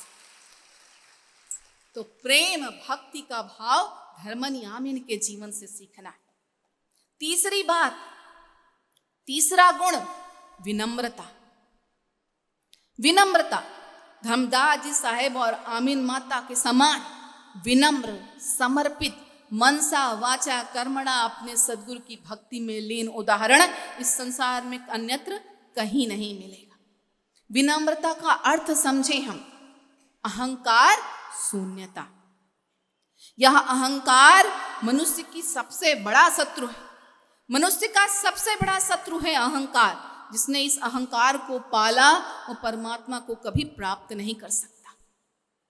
अहंकार का त्याग करना है। साहेब कहते हैं किया कराया सब गया, नेम धर्म आचार, भक्ति गई बहुजन्म की, जब आया अहंकार। एक अहंकार के जीवन में आ जाने से सारे जीवन की भक्ति, सारे सद्गुण धीरे धीरे हमसे दूर होते चले जाते हैं और हम दुर्गुणों में लिप्त होते जाते हैं। देखिए, यह अहंकार बड़ा खतरनाक है। जब हम दुर्गुणों का नाम लेते हैं, काम, क्रोध, लोभ, मोह, अहंकार, तो इसमें अहंकार भले सबसे पीछे आता है, परंतु सबसे पहले यही होता है। जब सबसे पहले अहंकार होता है, फिर धीरे धीरे उसके पीछे सारे दुर्गुण जुड़ते चले जाते हैं। कैसे? अहंकार का भाव अर्थात मैं मेरा का भाव, मैं मेरा का भाव, यह अहंकार है। और मैं मेरा का भाव आते ही हृदय में कामनाएं उठने लगती हैं, इच्छाएं उठने लगती हैं कि मुझे ये मिल जाए, मुझे ये प्राप्त हो जाए, यह मेरा हो जाए, मैं इसे प्राप्त कर लूं। तो यह है कामना। काम हृदय में आता है, जीवन में आता है। और जिन वस्तुओं की कामना यह मैं कर रहा है, अगर वह वस्तु प्राप्त न हो तो जीवन में क्रोध आता है। और जिस वस्तु की कामना जीव कर रहा है, वह अगर उसे मिल जाए तो उसके प्रति लोभ आता है, और मिलना है और मिल जाए, ये दिल मांगे मोर। जितना मिला है और मिलता जाए, और मिलता जाए, और मिलता जाए, चाहे ये और के चक्कर में इंसान ही नो मोर हो जाए। तो यह लोभ जागता है, और जितना मिल गया फिर उसको बटोरने संवारने का भाव, मोह। तो मैं मेरा का भाव ही ना जागे, यह अहंकार ही जीवन में ना आए, तो सारे दुर्गुण तो मनुष्य के जीवन से जुड़ ही नहीं सकते। तो इस अहंकार से दूर रहना है भाई। तभी साहेब कहते हैं, मैं मनता मन मार रे नाना करी करी पीस, तब सुख पावे सुंदरी ब्रह्म झलक के शीस। इस मैं को चूरा चूरा कर दो, मार दो, पीस दो, समाप्त कर दो, क्योंकि यह परमात्मा प्राप्ति में सबसे बड़ी बाधा है। यह जीवात्मा को परमात्मा से मिलने नहीं देगा। तो जो विनम्र जीव होता है वो अहंकार शून्य होता है। अहंकार का परिणाम सबने देखा है। इतिहास उठाकर देखिए, रावण, कंस, दुर्योधन कितने पराक्रमी, परंतु क्या अंजाम, क्या परिणाम हुआ इस अहंकार का। इस अहंकार को त्यागना है। तो जो साहेब का भक्त होता है, प्रेमी होता है, वह विनम्र होता है। धर्मदास जी साहब को देखिए, जब सदगुरु से कुछ बातें कहते हैं तो कैसे कहते हैं, धर्मदास विनवे कर जोरी, सदगुरु सुनिए विनती मोरी। विनम्रता से दोनों हाथ जोड़कर अपनी बातें कहते हैं। तो विनम्रता जीवन को महान बनाती है। यह बात ध्यान दें हम। बुद्धि ज्ञान देती है, योग्यता स्थान देती है, परंतु विनम्रता हर जगह सम्मान देती है। तो विनम्रता अपने जीवन में हमें धारण करना है। विनम्रता के बारे में नानक जी ने क्या खूब बात कही है, क्या खूब कही है कि नानक नन्हे होए रहो जैसे नन्ही दूब, बांस वांस सब बही गए, दूब खूब की खूब। जब नदी में बाढ़ आती है, तूफान आता है, तो जल कितना प्रवाह तेज हो जाता है जल का, और उस जल के तेज प्रवाह में बड़े बड़े पत्थर, पर्वत, बड़ी बड़ी इमारतें, बड़े बड़े पेड़, जंगल सब उखड़ जाते हैं, बह जाते हैं। परंतु उस छोटी सी दूब घास को देखिए, जल का तेज प्रवाह उस छोटी सी दूब घास का कुछ नहीं बिगाड़ पाती, क्योंकि दूब घास झुकना जानती है, विनम्र होना जानती है। जैसे ही जल का तेज प्रवाह आता है, दूब नीचे की तरफ झुक जाती है और सुरक्षित रह जाती है। तो मनुष्य को विनम्र होना है, झुकना सीखना है। परंतु अहंकारी जीव झुकना नहीं जानता। एक तो अहंकारी जीव झुकना नहीं जानता, और दूसरा अहंकारी जीव मधुर वचन बोलना नहीं जानता। जिससे भी बोलेगा अहंकार में चूर होकर कड़वे शब्द ही बोलता है। और ये कड़वे शब्दों का प्रभाव, इस कड़वी जबान का प्रभाव तो सभी जानते हैं। इस बारे में रहीमदास जी कहते हैं कि रहीमन जिह्वा बावरी, कह गई आकाश पताल, खुद तो भीतर गई जूता खात कपाल। यह जुबान, इस जुबान बड़ी खतरनाक है। इस जुबान के बारे में देखिए, कह गई आकाश पाताल। ऐसे ही परमात्मा ने जब इस मनुष्य की संरचना की तो आंखें 2 बनाई, कान 2 बनाए, श्वास लेने के लिए नाक के भी 2 छिद्र बनाए, परंतु ये जुबान एक ही बनाई कि सुनो, देखो ज्यादा, बोलो कम। और ऊपर से इस जुबान को 2 दरवाजे के भीतर और बंद कर दिया, एक यहाँ ओंठ का दरवाजा और उसके भीतर दांत का दरवाजा, क्योंकि ये बड़ी खतरनाक है। खुद तो जो कुछ भी पाएगी बोलेगी और बोलकर अपना तो भीतर हो लेती है, परंतु तकलीफ कष्ट इस शरीर को झेलना पड़ता है। तो कड़वे वचन नहीं बोलना है। इस जुबान का प्रयोग आग लगाने के लिए नहीं, बाग लगाने के लिए करें। सबसे मीठे वचन बोले। हमारे साहब ने कल कहा ना कि अगर हम सबके भीतर उस परमात्मा का दीदार करते हैं, सबसे प्यार करते हैं, तो किसी से कड़वे वचन नहीं बोल सकते।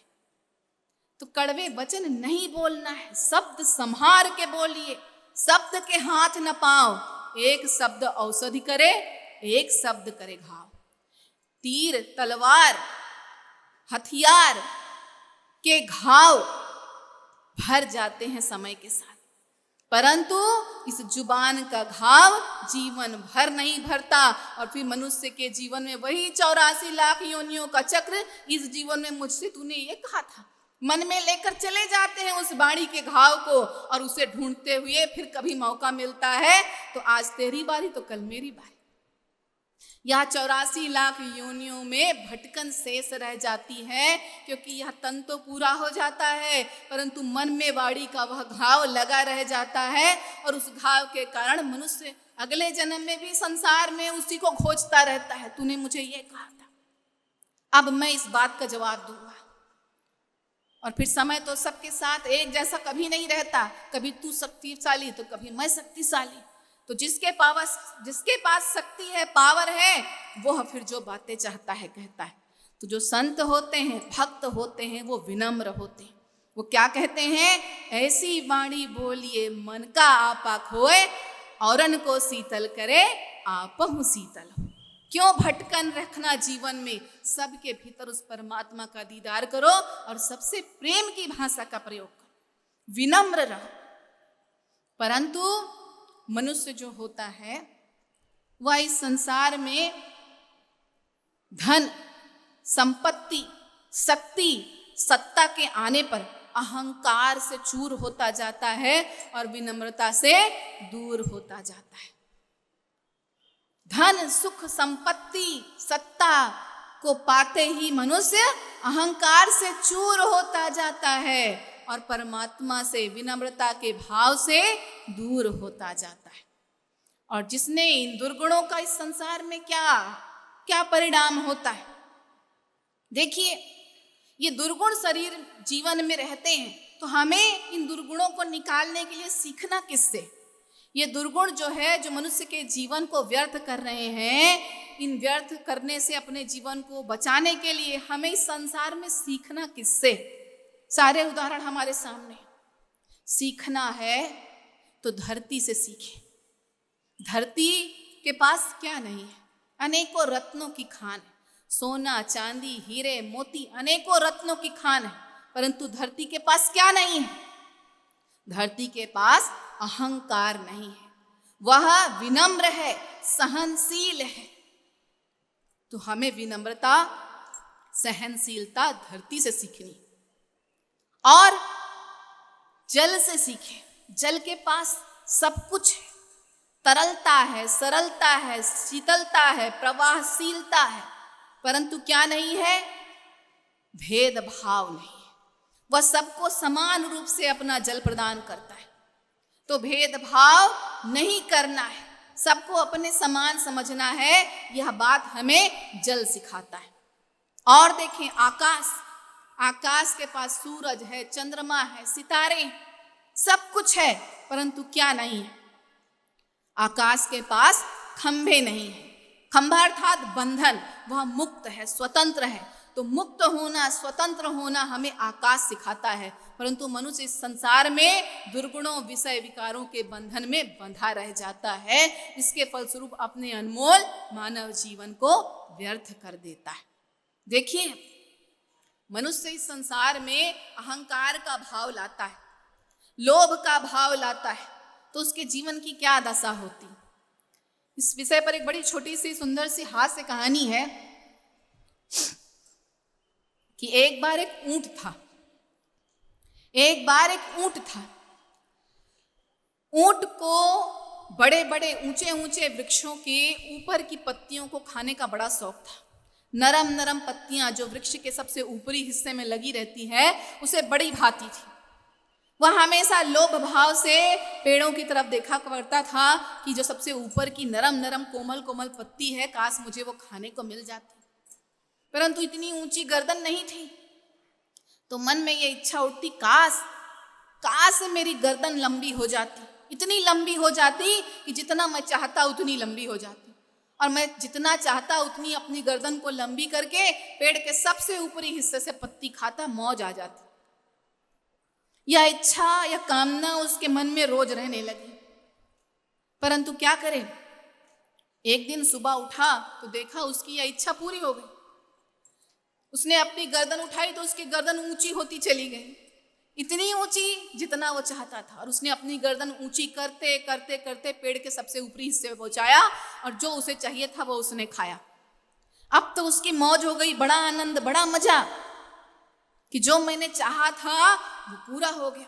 जो चाहता वो अपनी गर्दन लंबी करके खा लेता। तो उसके अंदर अहंकार आ गया, मैं का भाव आ गया कि मेरे पास तो इतनी विशेष शक्ति है, ये सारे जानवर, सारे वन्य जीव मेरे आगे तुच्छ हैं, कुछ नहीं है। मैं तो सुप्रीम, सबसे सुपर पावर हूँ, मेरे पास सबसे बड़ी शक्ति है, ये सब मेरे आगे हे हैं, तुच्छ हैं, किसी काम के नहीं। तो सबको हे दृष्टि से देखने लगा, अपने अहंकार में तन कर चलता, बैठा रहता। जब कुछ खाने की इच्छा होती अपनी गर्दन लंबी करता और खा लेता। इतना अहंकार, लोगों से बोलना बंद कर दिया, अन्य जानवरों से बात करना देखना बंद कर दिया। तो मत देख भाई, तू नहीं देखना है तो मत देख, हम भी नहीं देखेंगे तुझे।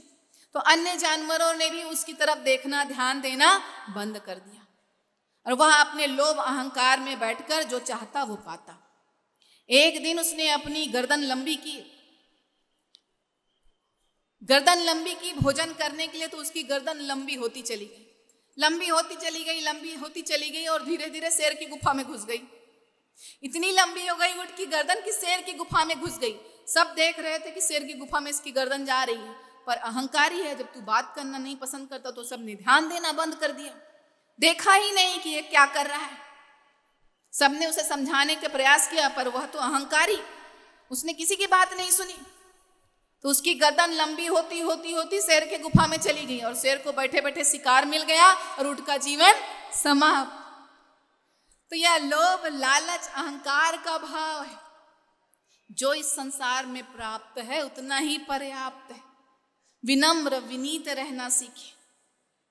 इस संसार में विषय विकार के बंधन से मुक्त होना है और परमात्मा से संयुक्त होना है, तो जीवन में विनम्रता का भाव लाना पड़ेगा। साहेब कहते हैं, दीन गरीबी बंदगी सबको आदर भाव, कहें कबीर सोई बड़ा जाका बड़ा स्वभाव। वही सबसे बड़ा है जो इस संसार में सबसे विनम्र हो, जिसका स्वभाव सबसे बड़ा। देखिए, जीवन में जब विनम्रता आती है तो सारे सद्गुण स्वयं जीवन में आ जाते हैं, क्योंकि विनम्रता ही सभी सद्गुणों की आधारशिला है। विनम्रता आने से जीवन से सारे दुर्गुण नष्ट हो जाते हैं, दूर हो जाते हैं, और जीवन में सारे सद्गुण आ जाते हैं और मनुष्य का जीवन धन्य हो जाता है। तो विनम्र होना है। चौथा गुण है जो धर्मदास जी साहेब और आमीन माता के जीवन से हमें सीखना है।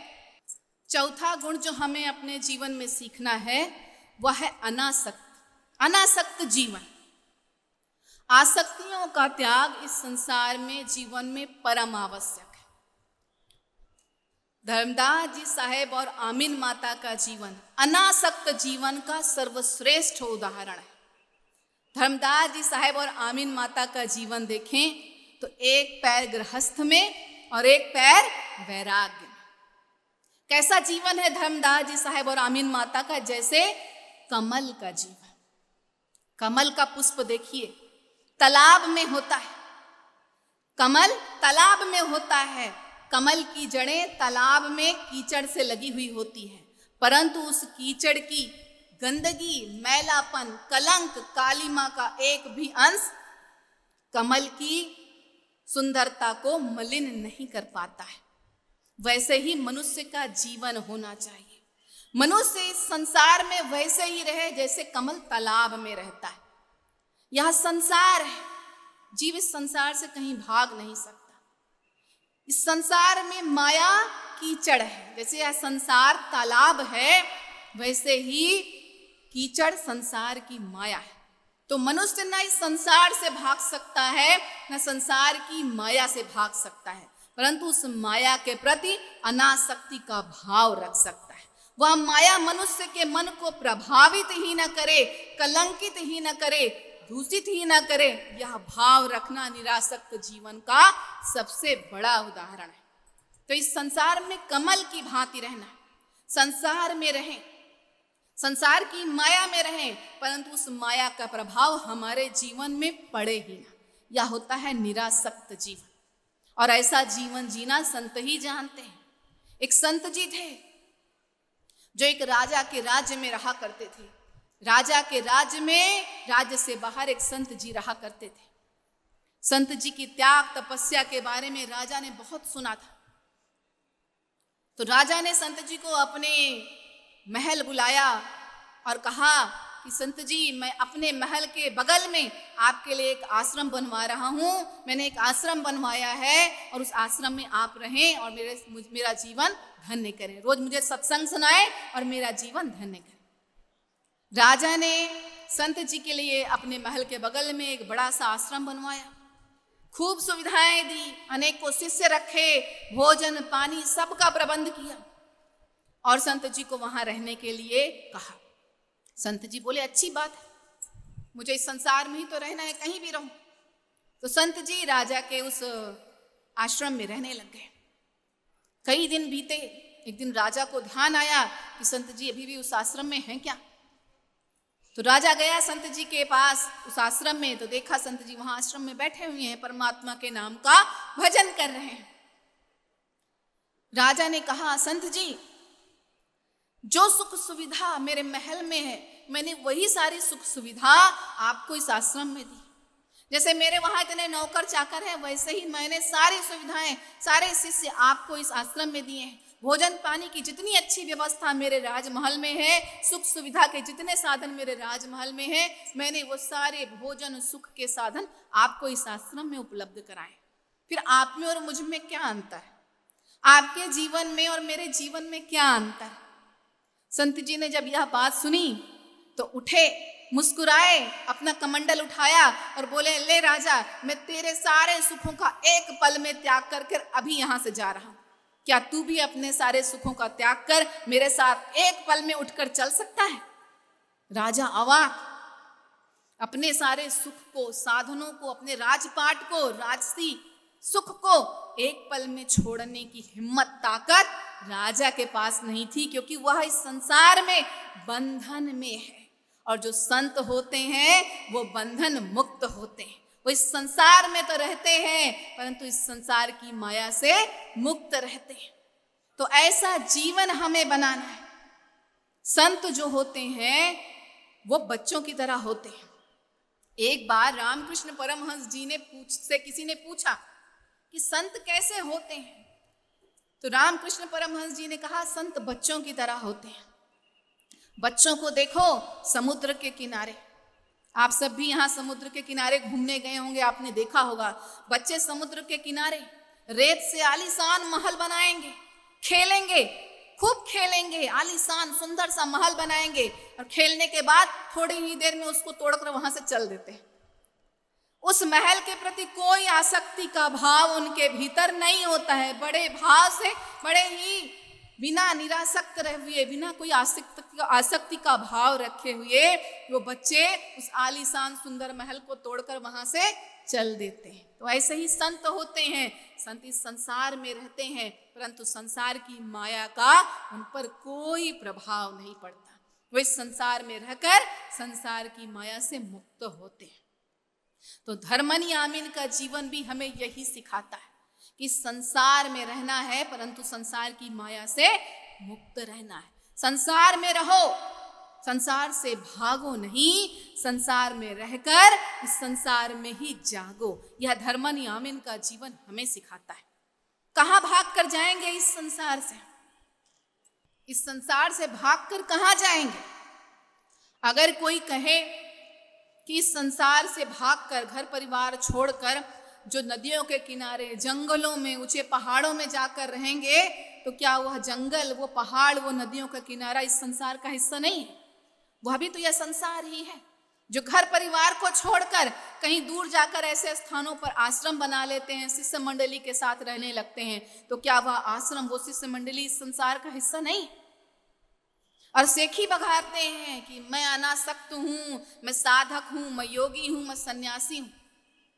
अरे मोटी माया सब तजे, झीनी तजी न जाए, पीर पैगंबर ओलिया झीनी सबको खाए। ये संसार में दिखने वाली मोटी माया का त्याग करना बड़ा आसान है। त्याग करना है तो झीनी माया का करके दिखाओ। जो ये सांसारिक विषय विकार हैं, दुर्गुण हैं, काम, क्रोध, लोभ, मोह, अहंकार, इनको दूर करके दिखाओ। और जो संत होते हैं वो इन विषय विकारों को, इस झीनी माया को त्यागते हैं, परंतु सेखी नहीं बघारते हैं कि मैं साधक हूं, मैं योगी हूं, मैं सन्यासी हूं, मैं तपस्वी हूं। नहीं, क्योंकि वे इस बात को जानते हैं कि ये तो हमारा कर्म है, ये तो हमारा कर्तव्य है। जैसे अपने घर में अगर कहीं कूड़ा कचरा हो, घर में खूब कूड़ा कचरा फैला है, तो उस घर के कूड़े कचरे को साफ करके लोगों के सामने सेखी बघारेंगे क्या कि हमने अपने घर को साफ किया? नहीं भाई, वो तो हमारा काम है। अपने घर को साफ करना हमारा कर्तव्य है, हमारा कर्म है। तो जो सच्चे शिष्य होते हैं, साधक होते हैं, वे जानते हैं कि ये विषय विकार, ये कूड़ा कचरा जो हमारे भीतर भरा हुआ है, इसे दूर करना हमारा कर्तव्य है, हमारा कर्म है। तो वो सेखी नहीं बघारते, बस इस नैतिक कर्तव्य को, इस अपने दायित्व को पूरा करते जाते हैं और दुर्गुणों से दूर होकर सद्गुणों को अपने जीवन में लाकर अपना जीवन धन्य बनाते हैं। तो इस संसार में रहकर संसार से जागने की बात है, सद्गुणों को अपने जीवन में लाने की बात है, दुर्गुणों को अपने शरीर से दूर, अपने जीवन से दूर, अपने हृदय से दूर हटाने की बात है। इस संसार में ही रहना है। यह संसार एक कर्म क्षेत्र है, जैसा कर्म करेंगे वैसा ही फल होगा। तो कर्म क्षेत्र को ही छोड़ देंगे तो फल की प्राप्ति कैसे होगी? तो यदि परमात्मा को पाना है तो इस संसार में रहकर जागना है। यही बात हमें साहेब समझाते हैं। कैसे? न साहेब को भूलो, न साहेब को भूलो, न जग को भूलो, ऐसे रहो जिंदगानी में कि जैसे रहता है कमल अनासक्त तालाब के बंद पानी में। इस संसार में रहना है और साहेब को याद रखना है। अपने सारे दायित्वों को पूर्ण करें। जो इस संसार में आए हैं तो घर के प्रति, परिवार के प्रति, समाज के प्रति जो अपना कर्तव्य है, अपना दायित्व है, उसे पूरा करना है, परंतु हृदय में सदैव अपने साहेब की याद, सुरती, प्रेम, भक्ति बनाए। जब साहेब की सुरती, प्रेम, भक्ति हृदय में बना रहेगा तो हमारा सारा कर्म नैतिक कर्म ही होगा। हमारा सारा कर्म नैतिक कर्म होगा। एक जो सच्चा शिष्य होता है उसके बारे में साहेब बड़ी सुंदर सी बात कहते हैं। कहूं सो नाम, कहूं सो नाम, सुनूं सो सुमिरन, जो कुछ करूं सो पूजा, गृह उद्यान एक कर देखूं, भाव मिटाऊं दूजा। जो एक साहेब का सच्चा भक्त होता है वो प्रत्येक जीव के हृदय में इस परमात्मा का दीदार करता है और उस स्थिति में जो कुछ कहूं सो नाम, सुनूं सो सुमिरन, और जो कुछ भी करूं वो सब पूजा होता है। क्योंकि क्या घर में, क्या बाहर में, सर्वत्र तो सिर्फ परमात्मा ही परमात्मा है, उनका ही दीदार है, उनका ही प्यार है। बस यह भाव एक भक्त के जीवन का आधार है। तो यह निरासक्त जीवन है, ऐसे जीवन जीना है धर्मनी आमीन के बाद। और पांचवा सद्गुण, पांचवी बात, जो धर्मनियामिन के जीवन से हमें अपने जीवन में धारण करना है वह है सत्संग, सत्य का संग। सत्संग, देखिए साहेब सत्संग के विषय में क्या कहते हैं, सुख देवें दुख को हरें, करें पाप का अंत, कहें कबीर वे कब मिले परम स्नेही संग।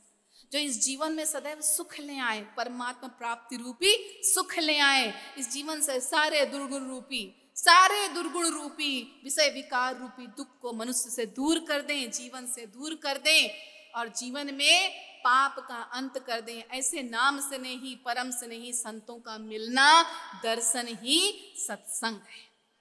सत्संग अर्थात सत्य का संग, यथार्थ का संग, सत्य को प्राप्त कर चुके तत्वदर्शी संतों का संग ही सत्संग कहलाता है। सत्संग का जीवन में बड़ा महत्व है। सत्संग की महिमा का गुणगान करते हुए सदगुरु कबीर साहब कहते हैं, सत्संग की आधी घड़ी सुमिरन बरस 50, बरसा बरसे एक पहर राहत 12 मास। एक पहर अर्थात 3 घंटा।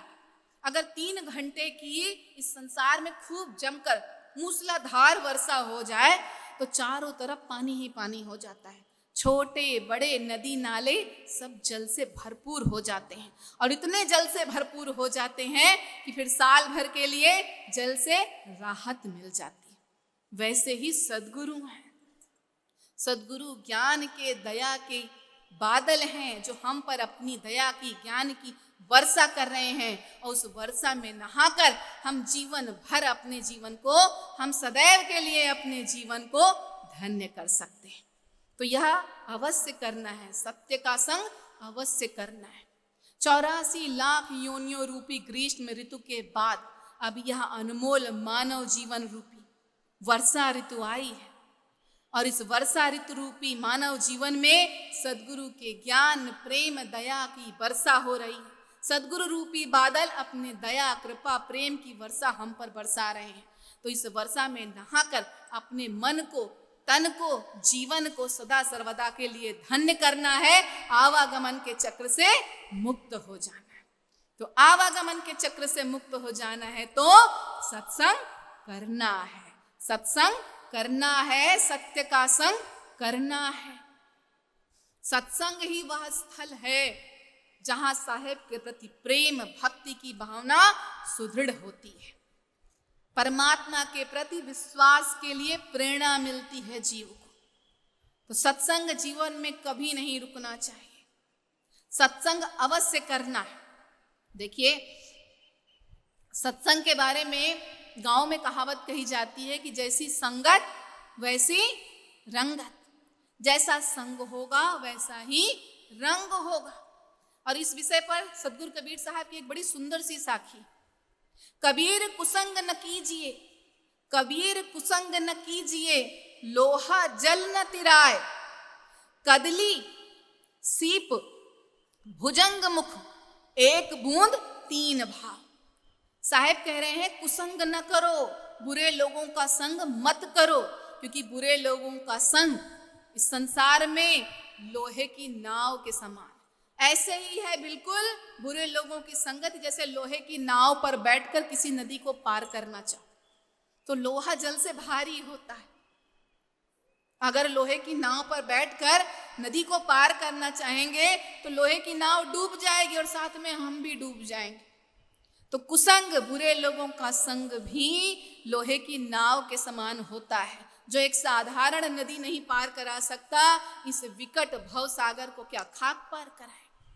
तो सत्संग करना है, क्योंकि मनुष्य का जीवन तो एक ही है, पर जैसी संगत वैसी रंगत। हम जैसा संग करेंगे वैसा ही हमारा रंग होगा। कैसे? जैसे जब जल की वर्षा होती, साहेब इस साखी में आगे कह रहे हैं कि जब जल की वर्षा होती है, स्वाति नक्षत्र में जब जल की वर्षा होती है तो जल की बूंद धरती पर गिरती है। अब जल की बूंद तो एक ही है, परंतु स्वाति नक्षत्र में वह जल की एक बूंद जब कदली पर, कदली अर्थात केले के पत्ते पर गिरती है तो वह बूंद कपूर में बदल जाती। जब वही जल की बूंद सीप के मुंह में गिरती है तो मोती बन जाती है, परंतु जब वही जल की बूंद किसी सर्प के मुख में गिरती है तो वह विष बन जाती है। तो एक बूंद तीन भाव, बूंद तो एक ही है, परंतु जैसी संगत है वैसी रंगत है।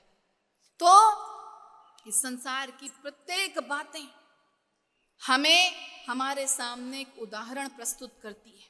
सत्य का संग करना है, कैसे संगत का प्रभाव होगा। देखिए, जल इस संसार में एक ही है, परंतु जब जल को दूध के साथ मिला दो तो वह दूध बन जाता है, दूध के भाव पर बिकता है। जब जल को शक्कर की संगत करा दो तो वह शरबत बन जाता है जो लोगों की प्यास बुझाता है।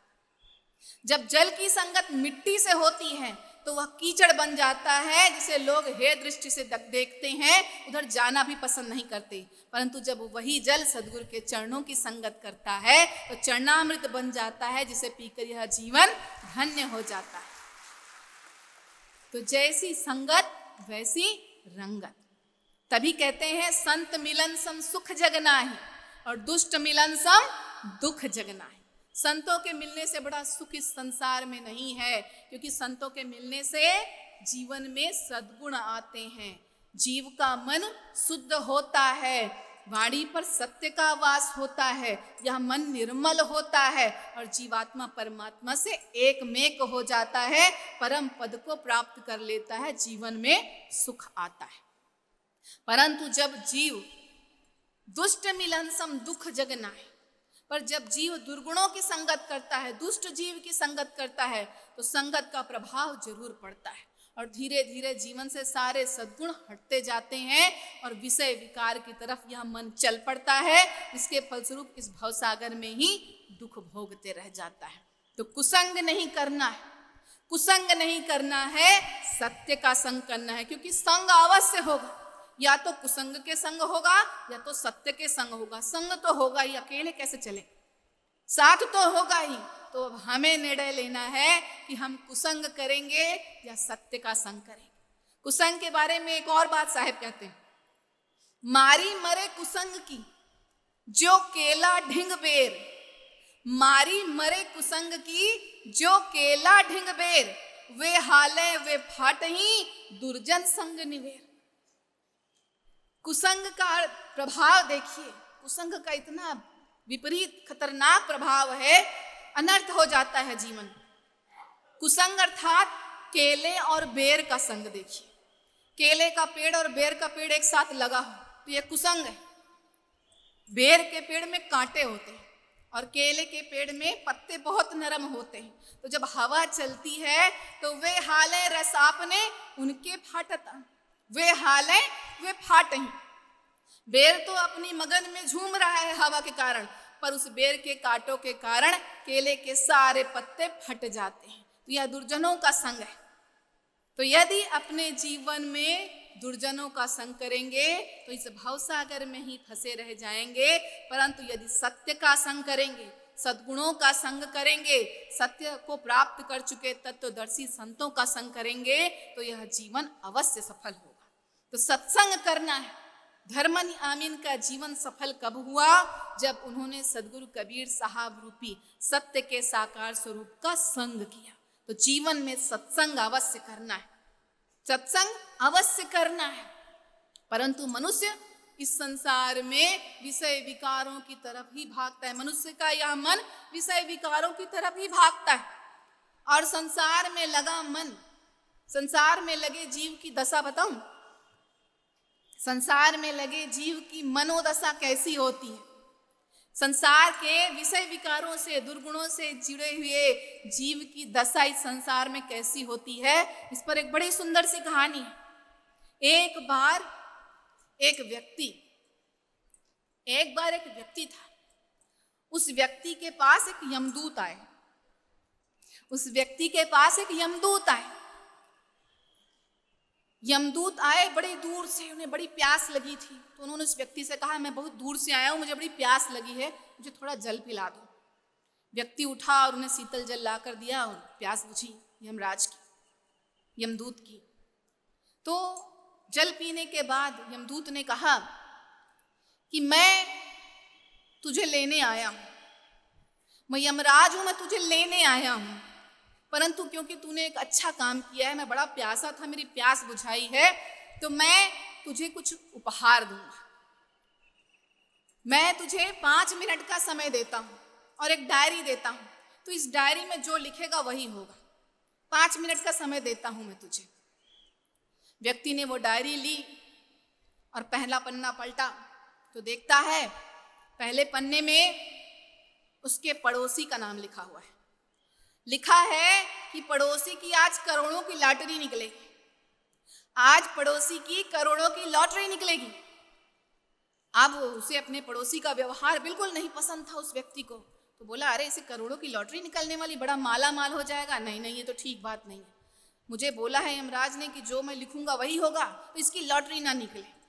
उसने नीचे लिख दिया कलम से।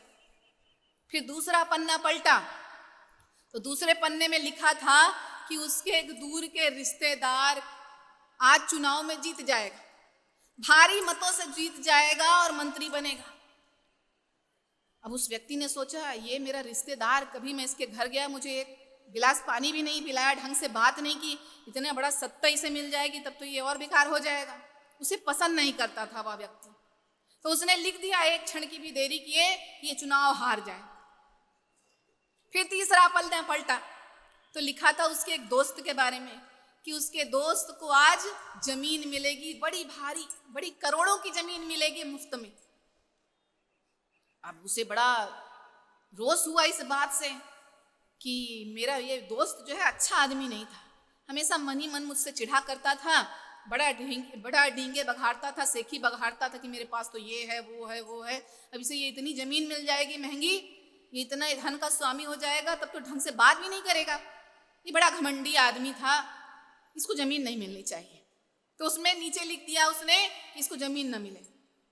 ऐसे ही वो जितने पन्ने पलटते गया, उसकी किसी न किसी जान पहचान वाले के बारे में न कोई बात लिखी थी, और वह क्योंकि सबसे जलता था तो वह सहज स्वभाव से, देखिए सहज मनुष्य का सहज स्वभाव है, मनुष्य सहज स्वभाव से वह व्यक्ति उन सबके बारे में कुछ ना कुछ उल्टा ही लिखता चला गया।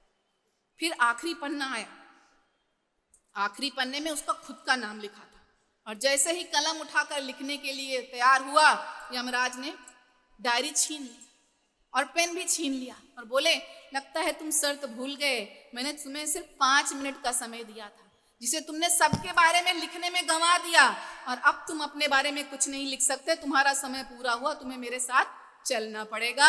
और उस व्यक्ति को यमराज ले गए।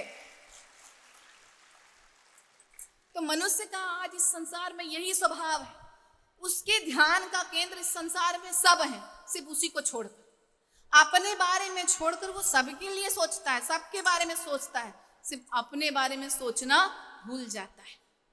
सबको सबके लिए सोचेगा, सबका कि कौन कैसा है, उसके अंदर क्या व्यवहार है, क्या दुर्गुण है, क्या स्वभाव है, सबके लिए सोचेगा कि इसके अंदर ये कमी है, ये बुराई है, ये गलती है, ये अच्छा नहीं है, वो अच्छा नहीं है, सारे दुर्गुणों के बारे में सोचेगा सबके लिए, परंतु अपने बारे में सोचना भूल जाता है। और जब कभी अपनी तरफ दृष्टि जाती है तो क्या मिलता है, बुरा जो देखन मैं चला, बुरा न मिलिया कोई, और जो दिल खोजो आपना, मुझसे बुरा न कोई। जब कभी अपनी तरफ दृष्टि जाती है, ध्यान अपनी तरफ केंद्रित होता है, तो ये पता चलता है कि अरे हमसे बुरा कोई नहीं। तो जब तक अपनी बुराइयों के बारे में, अपने दुर्गुणों के बारे में, अपने अवगुणों के बारे में हम नहीं देखेंगे, नहीं सोचेंगे, नहीं जानेंगे, उन्हें सद्गुणों में कैसे बदलें, अपने जीवन को कैसे धन्य कर पाएंगे। तो दूसरों के बारे में सोचना बंद करें, अपने बारे में सोचना शुरू करें। इस यहाँ मानव जीवन बड़ा अनमोल है, मानुष जन्म अनमोल है, मिले न बारंबार, पाका फल जो गिर पड़े बहुरी न लागे डार। यह अनमोल जन्म, यह मानव जीवन 84 लाख योनियों में भटकने के पश्चात मिला है, तो अपने जीवन को धन्य करने के लिए मिला है, अपने अवगुणों को जानने समझने के लिए मिला है, और उन अवगुणों को सद्गुणों में बदलने के लिए मिला है। तो इन अवगुणों से दूर होना है, अपनी तरफ देखना है, समझना है, जानना है, अपने अनमोल मानव जीवन के अर्थ को समझना है, और सद्गुरु द्वारा दिखाए गए सद्गुरु द्वारा दिखाए गए प्रेम भक्ति के मार्ग पर चलना है, दुर्गुणों को दूर करना है और अपने जीवन को धन्य करना है। कैसे धन्य करना है? जैसे धर्मनी आमीन ने सद्गुरु कबीर साहब द्वारा बताए गए सत्य प्रेम सद्गुणों के मार्ग पर चलकर अपने जीवन को धन्य किया। वही राह वे हमारे लिए कबीर पंथ के माध्यम से धनी धर्मदास जी साहेब सद्गुरु द्वारा बताए गए सद्गुणों के उसी मार्ग को कबीर पंथ के रूप में हमारे सामने प्रस्तुत करते हैं कि अपने जीवन को सद्गुरु द्वारा बताए गए सद्गुणों को अपने जीवन में धारण कर उन सद्गुणों के मार्ग पर चलकर अपने जीवन को कमाल बनाना है, धन्य करना है, सफल करना है, सार्थक करना है। तो यूं तो जी लेते हैं जिंदगी सभी।